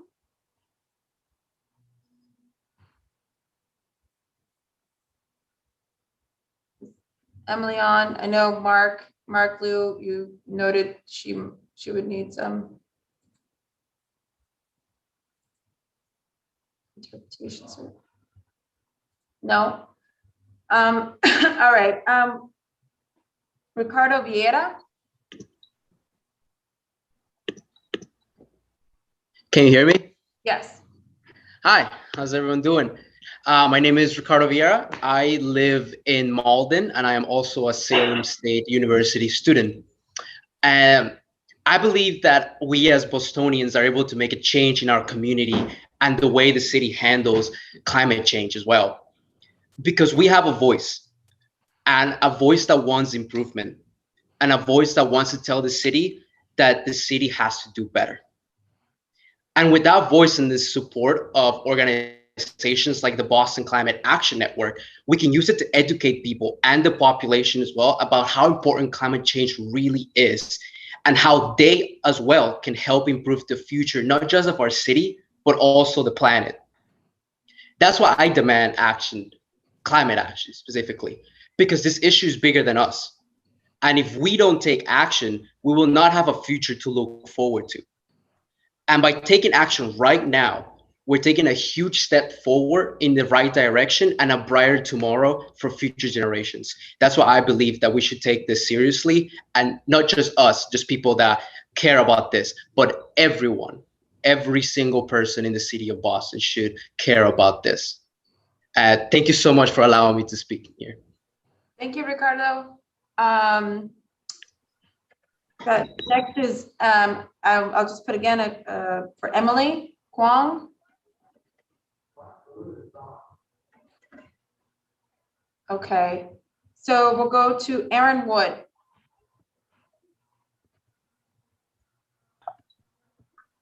Hello, everyone. I'm going to keep it brief. My name is Erin Wood. I'm a 5-year resident of Boston and a lifelong resident of Massachusetts. I just care about the earth. I'd like to thank you all for having me and for your support of the proposed amendments to BERDO. As a young member of our Commonwealth, I find myself constantly afraid of the potential consequences of the climate crisis within my lifetime, and recognize that it is crucial for substantial action to be made now. There's a lot of pressure on the individual citizen to do their part in saving the planet, but the work we do hardly matters without direct and meaningful action from our elected officials. This ordinance is just one thing that would help make Boston a better place to live through the reduction of carbon emissions and the creation of environmental justice programs. For this, I wanted to stress my support of this legislation. Thank you for this opportunity and for your valued time. Thank you. Well, again, if someone, I'll text you, Mark, if about Emily. Leslie Pond, Mark Ferens, Virginia Marcotte, Keely Bombard.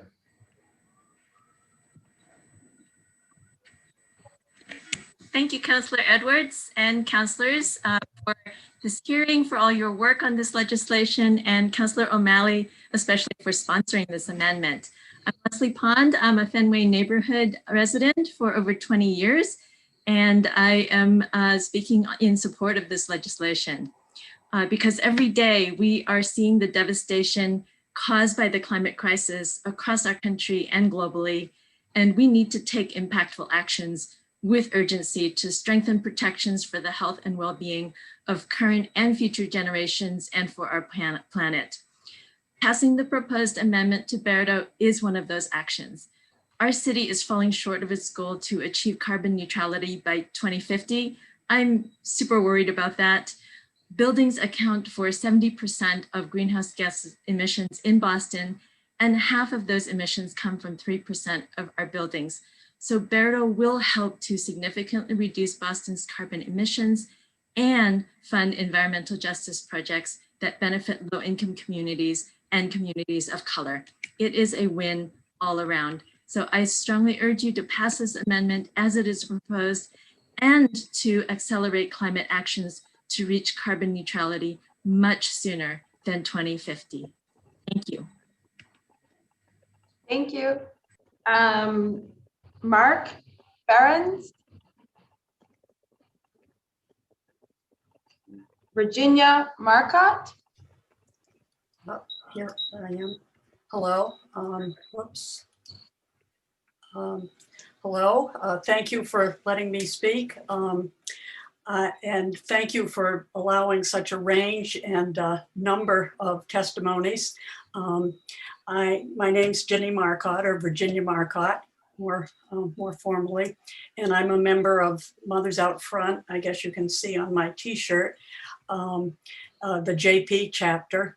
And I'm not a mother, but I joined Mothers Out Front because it seems like they do some really good work on the environment. And I'm super concerned about the climate crisis. And it certainly seems that BERDO point 2 or 2.0 is a very positive step towards reducing green carbon emissions in the city of Boston. People have mentioned different aspects of the amendments, but one that I particularly liked when I read over is the fact that it will require an independent expert audit of the different buildings as kind of a baseline, so that the buildings themselves cannot say, oh, we're doing it. It will be audited by independent experts. I very much appreciate what the Boston City Council is doing. Certainly, I particularly appreciate what my own beloved city councilor, Matt O'Malley, does. When I was thinking what I might say, this may seem a little gratuitous, but even though I don't have any children, I care about people younger than me, and these days everybody's younger than me, but I particularly care about the enchanting Margot O'Malley. If those of you probably have seen her pictures on Facebook, and we certainly would like her to have a good, healthy future. So thank you for letting me speak. Thank you. Thank you, Jenny, and my best to Keith. Thank you, Madam Chair. Keely Bombard. Yeah, hello. Hello, counselors. Hello, everybody. Thank you so much for holding this hearing today and listening to what everyone has to say. So my name is Keely Bombard. I am a rising senior at Boston University, and I'm studying environmental analysis and policy.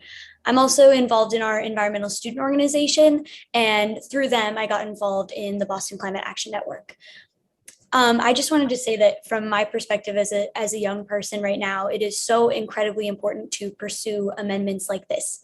If we mean business when it comes to, fighting climate change, and I think that we do, we have to enact policies that require all the stakeholders in the Boston area to take concrete action to get us to our ambitious but necessary climate goals. And while we do that, we have to make sure that we center the voices of marginalized groups who've been dealing with the consequences of climate change in real ways today, not 20 years from now, not 50 years from now, but today.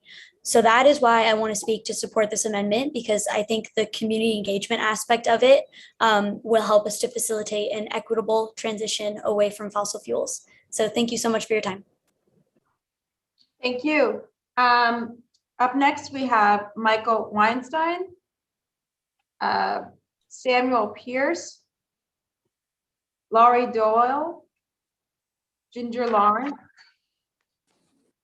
and Loie Hayes. Michael Weinstein, or excuse me, yeah, Michael Weinstein. Yes, I'm here. Okay. Hi. My name is Michael Weinstein. I'm a 50-year resident of Jamaica Plain. And so I really want to thank Councillor O'Malley for his leadership on this issue. I'm also a member of the Boston Climate Action Network. And so I want to support everything that Andy Wells-Beans said about the amendments here. I do want to say that there's an old saying that the Germans have a word for everything. And I think nothing else has to be said about climate change after Chancellor Merkel looked at the flooding that had happened just this month and said, there are no words in German, in the German language, to describe this horrific scene. So not only do I want to support the passing of these amendments in their strongest form, but to make sure that the City Council allocates the resources to make it work, allocates the proper number of people and money to make Birdo 2.0 as strong as it can possibly be. So thank you for your time, everyone. Thank you very much. Samuel Pierce? Yes, thank you very much. Councillor Edwards, Councillor O'Malley, Councillor Mejia, and all of the people who are actually on the call. I am a member of the Boston Climate Action Network. I am also the founder of the Boston Green Project back in 2018. So this is very special to me that Boston becomes one of the cities to really set the narrative on rescue plan. But in change, we can wait. Boston already had a 2030 plan, and I think we need to expedite things because Massachusetts has a 2040 plan. And so by doing the Birdo initiative, that will actually allow us to now calculate not only which buildings have the worst emissions, but calculate what the strategies would be. I like what Chief Hammond said as far as one building might be able to help save another one based upon the things that we come up with. And I use the analogy of Government Center, how they were able to use blue roof technology and a number of other. All right, let's find you some supper. Oh no. Oh no. I'm gonna mute everybody. Climate action material, newbie in a sense, which would to implement, to highlight the fact that this is not new information. We do know that there was redlining. We do know that there's heat maps. And so we need to have, similar to New York, not only a tree canopy plan, a million tree project, but I would like to offer for the first time that the council consider bringing the Billion Oyster Project to Massachusetts. The Billion Oyster Project is something that was put together by Mayor de Blasio and Governor Cuomo that allows islands like Thompson Island in Boston to actually be outdoor classrooms and help with STEM curriculum, teaching students at our Boston public schools. And so this is something that would be funded by the federal government. It already exists. And there are 2 states that do this. So New York does the Billion Oyster Project, and also North Carolina, who was working with Northeastern and U.S. Congressman Seth Moulton. We also have in your district, Councilor Edwards, I would say Representative Dan Ryan, who had put together an ordinance or a law as far as using oysters to clean up the water. So one thing that we have to understand is that mollusks actually grow naturally in the United States, unlike any other country in the world. We have EPA Superfund sites, similar, including the Neponset River that we're thinking about. And we really need to incorporate the buildings that we see with the technology that we can also implement. And so I really want to support this new ordinance, and that's probably my time at this point. But thank you very much, Councilor, for calling on me. And thank you very much again for folks. These are great ideas, great conversation. This will be continued. So I really appreciate you guys being very disciplined in your remarks. Lori Doyle.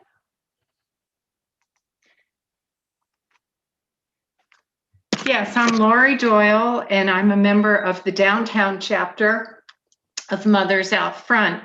And I also want to thank the council for their unanimous support of this Birdo update and for recognizing how important this legislation is. As Councilor O'Malley has pointed out, this Birdo addresses the major source of greenhouse gas emissions, and as such will have such a major effect on the total outcome. It gives guidelines and, more importantly, flexibility to achieve the goal. It was so encouraging to see so many representatives from major Boston institutions who've come forward to support this measure. Thank you all very much. Thank you very much. Ginger Lawrence.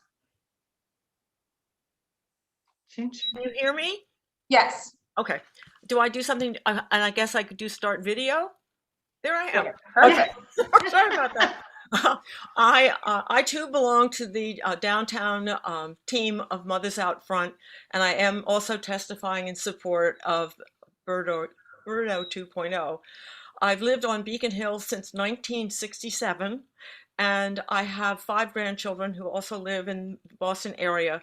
So that was my motivation for becoming involved with Mothers Out Front. I was made aware of climate change back in the 80s when I was working at the Tufts Center for Environmental Management. And it is very gratifying now to see really concrete proposals to address major sources of greenhouse gas emitting facilities. We can all, as someone said earlier, we can all do our small part, but Birdo 2.0 really represents a major step that will really make a difference if Boston is to try to achieve its climate goals for 2050. So I appreciate the positive feedback that so many people have given today and for the chance to testify. Thank you very much. Thank you. Louis Hayes. Yes, hi. Hi. Thanks, Councilor Edwards, for the opportunity to comment. I'm speaking today on behalf of Green Energy Consumers Alliance. We're a nonprofit based in the city of Boston since 1982.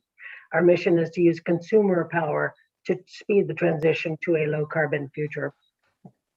Green Energy Consumer strongly supports the proposed revisions of Birdo with the following suggestions and emphases. As an organization closely involved with the procurement of Class 1 renewable energy certificates and with the implementation of municipal aggregations across the state, we commend the ordinance for ensuring that emissions from electricity use may be offset only by high quality local Class 1 RECs, that's renewable energy certificates, minimizing the possibility of greenwashing. Class 1 RECs keep energy dollars circulating in our region, increase clean energy jobs in our region, and reduce the need for constructing costly and polluting fossil fueled electricity generation units. We suggest that similar language be added regarding RECs acquired through power purchase agreements, permitting only Class 1 RECs to have value for Birdo reporting. While power purchase agreements in dirtier grids may arguably have efficacy as a global climate mitigation, none of the localized benefits of Class 1 RECs can be claimed by RECs generated outside our grid. No local jobs, no cleaner air locally, etc. Also, the relative greenhouse gas reduction value of RECs generated outside New England have been highly debated and could consume an unsustainable portion of the time needed by the Environment Department to administer Birdo. Green Energy Consumers supports the creation of a review board as proposed, with majority of those seats filled by individuals nominated by community-based organizations that serve Boston residents. As commercial tenants of a Birdo-regulated property, we are very familiar with the tenant-landlord split incentive and the potential conflict of interest that building owners and managers might bring to the review board if they were in the majority. Don't mean to be skeptical, just factual. Green Energy Consumers also supports the use of the alternative compliance payments to try to rectify the historic injustices in our built environment. Given that climate change and local air pollution disproportionately harms lower income populations and people of color, that large non-residential buildings and wealthier residents are responsible for most of Boston's historic building emissions, and that people in environmental justice communities pay a higher portion of total income for utilities than wealthier and whiter populations, we believe that this fund is an appropriate use of alternative compliance payments. Although Green Energy Consumers supports the inclusion of flexibility in the plan, we urge that data on the number of buildings making use of alternative compliance mechanisms, including the hardship compliance plans and the ACPs, be made public annually. And finally, the success of this ordinance depends on accurate and robust evaluation, measurement, and verification and enforcement. Boston would be well served by ensuring that enforcement is sufficiently funded, perhaps through the ACP pool. As long-term advocate of energy efficiency, as well as the administrator of several past efficiency and electrification programs in the Boston area, we're confident that BERTO 2.0 is doable and that it will get Boston on track to meeting its climate goals. We urge the council to pass BERTO 2.0 with our suggested changes. Thank you. Thank you. Thank you. We have 4 more speakers that are signed up. They are Sophia Owen, Ania Camargo, Lee Matsuda, David Hyman. Thank you, Counselor. This is Sophia. I'm going to be reading the statement from Emmanuel de Barros, who was on earlier. My name is Emmanuel from Alternatives for Community and Environment, or ACE. We have been an environmental justice and transit-oriented development neighborhood-based nonprofit in Roxbury for over 25 years. I am honored to be part of the first environmental justice nonprofit organization in Massachusetts and have defended the rights of Roxbury and supported EJ communities in Massachusetts. I am here in full support of BERTO 2.0, not only as an ACE staff member, but as a Boston resident impacted by poor air quality. Growing up in Roxbury and Dorchester with asthma, I noticed I was not the only one. In many units around Boston, mostly public housing still uses a gas stove, is not energy efficient, and is not insulated properly. Asthma is a real obstacle that many families face, impacting their way of life. Due to air pollutants and other causes of poor air quality, cancer, asthma, and other harmful diseases are preventable. We need a better policy approach working for and with us. For a better community process, we need more community voices. The process to engage 4 community-based organizations and more than 70 members in developing BERTO 2.0 resulted in a stronger policy that reflects the concerns of the people in the communities most impacted by harmful building emissions. To ensure that the needs of our community members continue to be centered, the Oversight Board, composed of 2/3 community members, is necessary. In the past, the city has not been good at being transparent and accountable. In the last 2 years, I have seen some change. Unfortunately, the pandemic had to happen for folks to see what was needed. Now we have interpreters and include more community folks in advisory boards for projects from the Transportation Department and the Office of Environment, Energy, and Open Space. For the process to be more aligned with the community, we need more community members with decision-making power as part of the review board. Thank you. Thank you. Thank you so much, Sophia. I see a David Noyles from MPREEP. You've raised your hand, and Emily Kwong is also returned. So I will just add you both to the list. Going to Ania Camargo.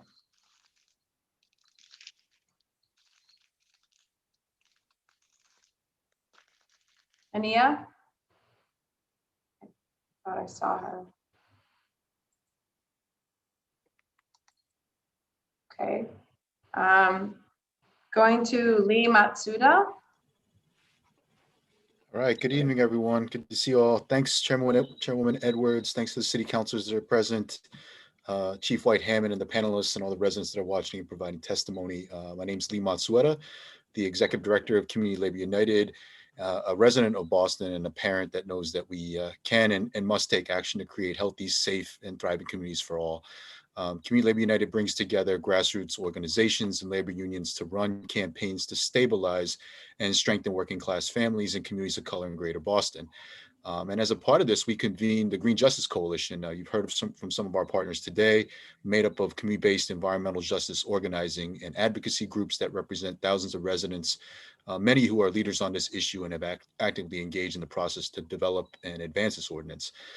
In the past, we've worked on energy efficiency campaigns. We know how important these measures are to confront the climate crisis and create racial, economic, and environmental justice for the residents in our beautiful city here. As others have stated, we're living in really challenging and distressing times right now that further expose the inequities faced by people of color, people from low-income communities, immigrants, and the working class. And to confront this, we got to take bold action to address the climate crisis, move this ordinance quickly. And as we do so, we have to continue to listen, engage, and take leadership from those that are most dramatically impacted by climate change. I've been impressed with the process that ACE, One Square World, the City of Boston, and others led to engage residents. And through that, I think we've come up with a great ordinance, and we've seen overwhelming support for the measure. On behalf of Community Labor United, I just want to say we strongly support this ordinance and want to emphasize, I think as others have, a few key things that we must have in the ordinance going forward. One, oversight is going to be critical. And as the language currently states, the review board should maintain 2/3 community stakeholders. They are experts. And I think it also must explicitly include nominations by the Greater Boston Labor Council, Green Justice Coalition, and other community organizations. Two, we must keep the benefits of this ordinance local, and that means keeping offsets off the table. We can't allow building owners the opportunity to buy their way out of the responsibility to address the issue of air quality and emissions locally. And we got to invest in community benefits and jobs. And then three, as we've learned from our experience with other ordinances, they're only as good as our ability to implement and enforce them. And as others have spoke to, I think this means the city must allocate adequate resources going forward in order for us to reach our goals, including carbon neutrality, racial equity, and investment in safe, healthy, stable, and thriving communities for all. Thank you so much for the opportunity and for your leadership. Thank you. David Hyman. Hi, yep, here I am. So my name is David Hyman. I'm a longtime member of the Sierra Club, especially in the Massachusetts chapter. Been there for quite a while, and I'm active on the Energy Committee for the chapter. So I have we do a lot of things with energy and especially with buildings.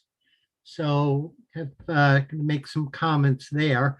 I want to give a lot of thanks to all the city councilors, and especially to my city councilor, Matt O'Malley, who is not just my city councilor, he's headmaning the whole thing. So a real shout out there, and may your recent addition have a wonderful world when she grows up. And I say that in a number of different shades of meaning. So thank you. And also my thanks to Chief White Hammond and all that you and your office are doing. So what I want to focus on, people have talked in general terms. I'll focus on one specific thing and point it out that really need to focus on. And that is the who gets the benefits of energy efficiency, renewable energy, and all of that. It is very straightforward for a homeowner to put energy efficiency in because the value of their property goes up and their utility bills go down. Definitely for a condo holder, it's the same thing for homeowners. And I'm a co-owner in Jamaica Plain Co-Housing, a place that will be under the Berardo ages when it gets down to 20,000 square feet. So we're all in on it. And we have our incentive of increased property values and diminished builds. A commercial building owner business also has that because their value will go up and their business expenses will go down. The one thing that is missing here are landlords and renters. There's a little disconnect between who gets what and where the incentives are. Because a landlord may improve the property, but if the tenants are paying the utilities, he doesn't get something out of it. If the landlord pays the utilities, he may be tempted to drive up the rents. So who gets what is a big question there. It's been a question for a long time. It's been a problem even before Berdo of how do you get landlords to improve their buildings and make them more energy efficient when they aren't the direct beneficiaries in many cases, unlike the homeowners and the commercial building owners. So we need to make sure that that disconnect is connected and that we don't get gentrification driving out the tenants. Yep. So we got to do that. And that'll take some money. I'm glad to see that an investment fund is under consideration to help on that. Yeah. And we'll point out that we're over our 2-minute time. okay. So that I'll just finish up then that the property values will go up and we need to find a way to make that connection when it's landlords and tenants. I want to point that out. Otherwise, it's wide open and thank you. Thank you. David Noyles, then Emily Kwong. Thank you. My name is David Noyles. I am the director of REAP, Roxbury Environmental Empowerment Project, the youth program within ACE, Alternative for Community and Environment. But my name is not important. My job is not, well, in this case, ACE is pretty important in this piece, but I'm not here because of that. I'm here because I'm a human being. And it's like many as others stated, also co-sign CPA, ACE, CLU, on everything that we've been saying, and shouts out to the city councilors that's really been pushing this. But I've been around in environmental justice work for 24 years. I've been through clean buses for Boston. I've been through the diesel emission reduction ordinance and the start of the original Berdo. And as far as we're concerned, our young people are concerned, is that this is not something that is to say yay about right now and then do what Dero did and not have the impact that it needs to have later on. And so when it comes to Berdo 2.0, I'm trying for them not to need to be a 3.0 or a 4.0, because I'm going to say something that's going to be a little bit against the grain here, but I don't believe this is for our future. I believe this is for our yesterday. This building impact, I know climate justice is sexy and cute and all, and I believe that full extent that this is a real critical issue in our neighborhoods, especially from the people in my neighborhood of Roxbury and Dorchester and Mattapan. But we needed this back when young people were having asthma attacks on their way to school. We needed this a long time ago. And so that now that this is becoming cool now because of climate change, I'm still not forgetting about the Walter Reed Kernans and the Tamika Davises of the world that put their own lives on the line, really, for the state of how we look at asthma and how we look at diesel emissions or just emissions in general. So as I applaud everything that's going on here today, I just want to remind that while everybody keeps saying the children are the future, the children will always be now. When I heard that a heat stroke happened to a teenager, and I'm like, wow, like this already reiterates what all our youth have been saying at our organization years ago into today, that This needs to happen yesterday. And if you're thinking about the children, don't think of it for 20 years down the line. Think of them as now, especially when it comes to being part of the community, being part of the community process. Don't be ashamed, and don't be scared to put 19 and 20-year-olds and sometimes 16 and 17-year-olds in this conversation to get those ideas. Appreciate y'all, and congratulations, Chief White Hammond, my state's partner. Thank you. Thank you, David. Emily?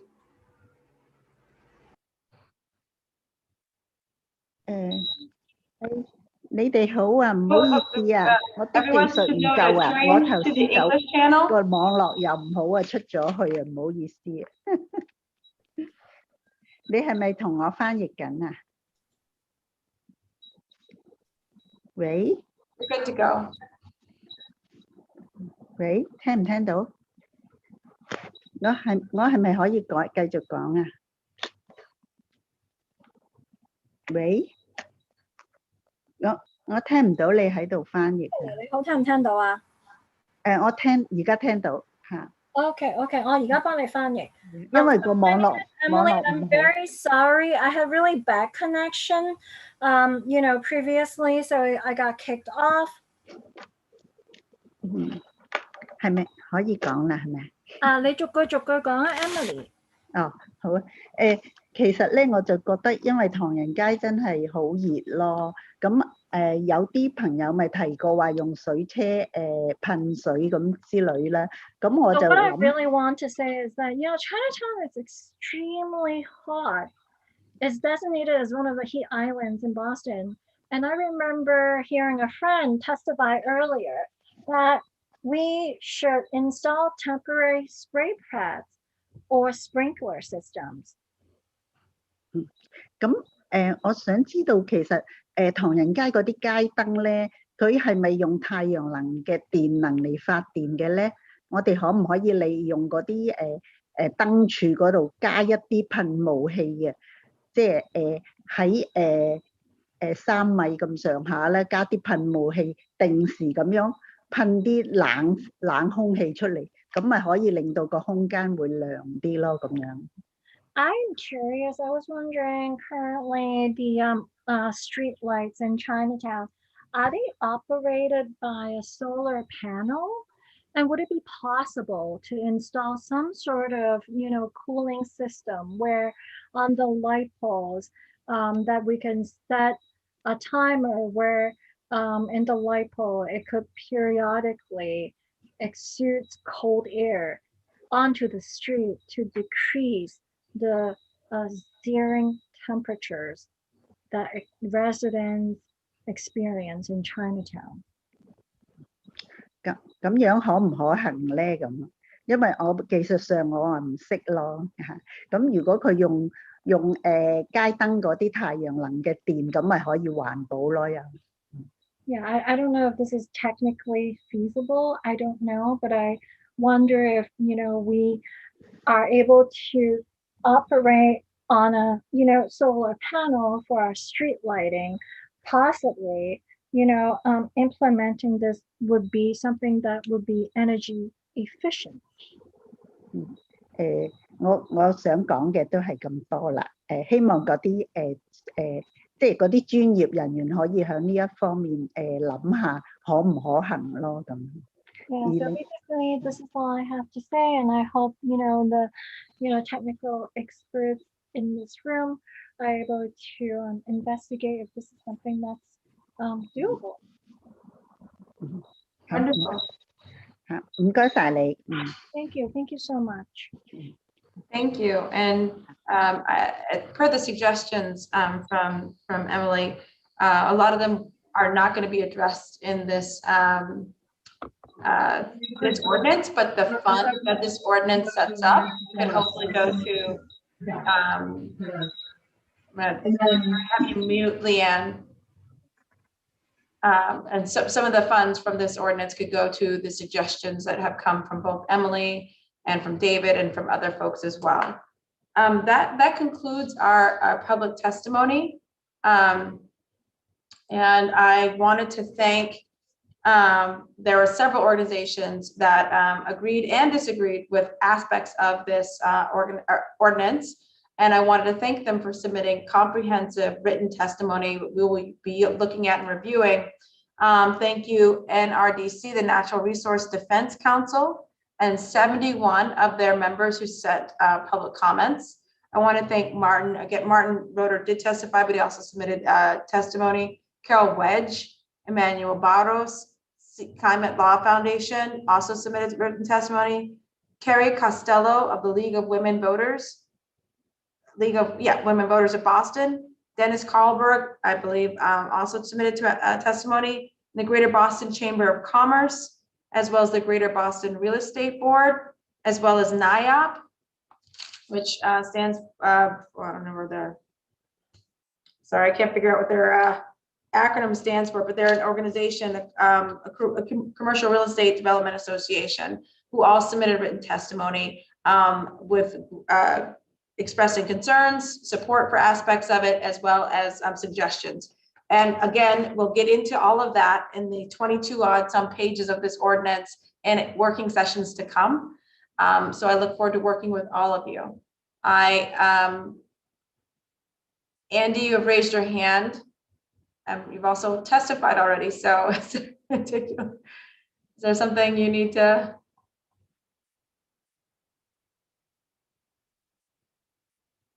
All right, I don't hear anything. You're on mute. So I am going to allow for the lead sponsor for the first version and the 2.0, my colleague, to close us out. Thank you so much, Madam Chair. Thank you to everyone, and Jenny and David, thank you for your kind words about little Margot. It's close to bedtime, but she wanted to join me. And you know, as my time on this body comes to an end in a couple months, I'm feeling, and this goes to Michael Weinstein's point, I don't know if the Germans have a word for hopeful reflection, but it's precisely how I'm feeling right now. I'm feeling hopeful because of the sheer number of young people, college students, high school students, who spend time on a nearly 4-hour city council hearing in the middle of the summer to talk about why this issue is important to them, and grateful and reflective on so many of you who have stood shoulder to shoulder with me for the last decade on the gas leaks ordinance, working with Michelle Wu on community choice energy and the wetlands ordinance, the plastic bag ordinance, of course, so many incredible environmental initiatives. And this is the most important. You know, someone once asked me or remarked on this that they hope it's going to be my legacy piece. And I said, well, I hope it's our legacy piece. This is about the people who took the time to testify, to come together, to find that common ground, recognizing the fact that this is absolutely going to be aggressive, but it is absolutely going to be achievable. And we need to do it. We have no other option at this point. So I'm just so delighted to continue the work, working with Dr. Brezius, with Chief White Hammond, with all of my colleagues, particularly you, Madam Chair. We're going to get this done. We're going to have a working session, I hope soon in August, and then I look forward to action after that. So just thank you all for standing with me. It has been remarkable, and I'm really excited. Just the tone and tenor of every panel, of every speaker tonight was just left me with such hopefulness. This is the best hearing I've ever been a part of in 11 years on the City Council. Now we've got to get it done. So thank you all. Have a great evening. And Margot says good night as well. Good night. Good night.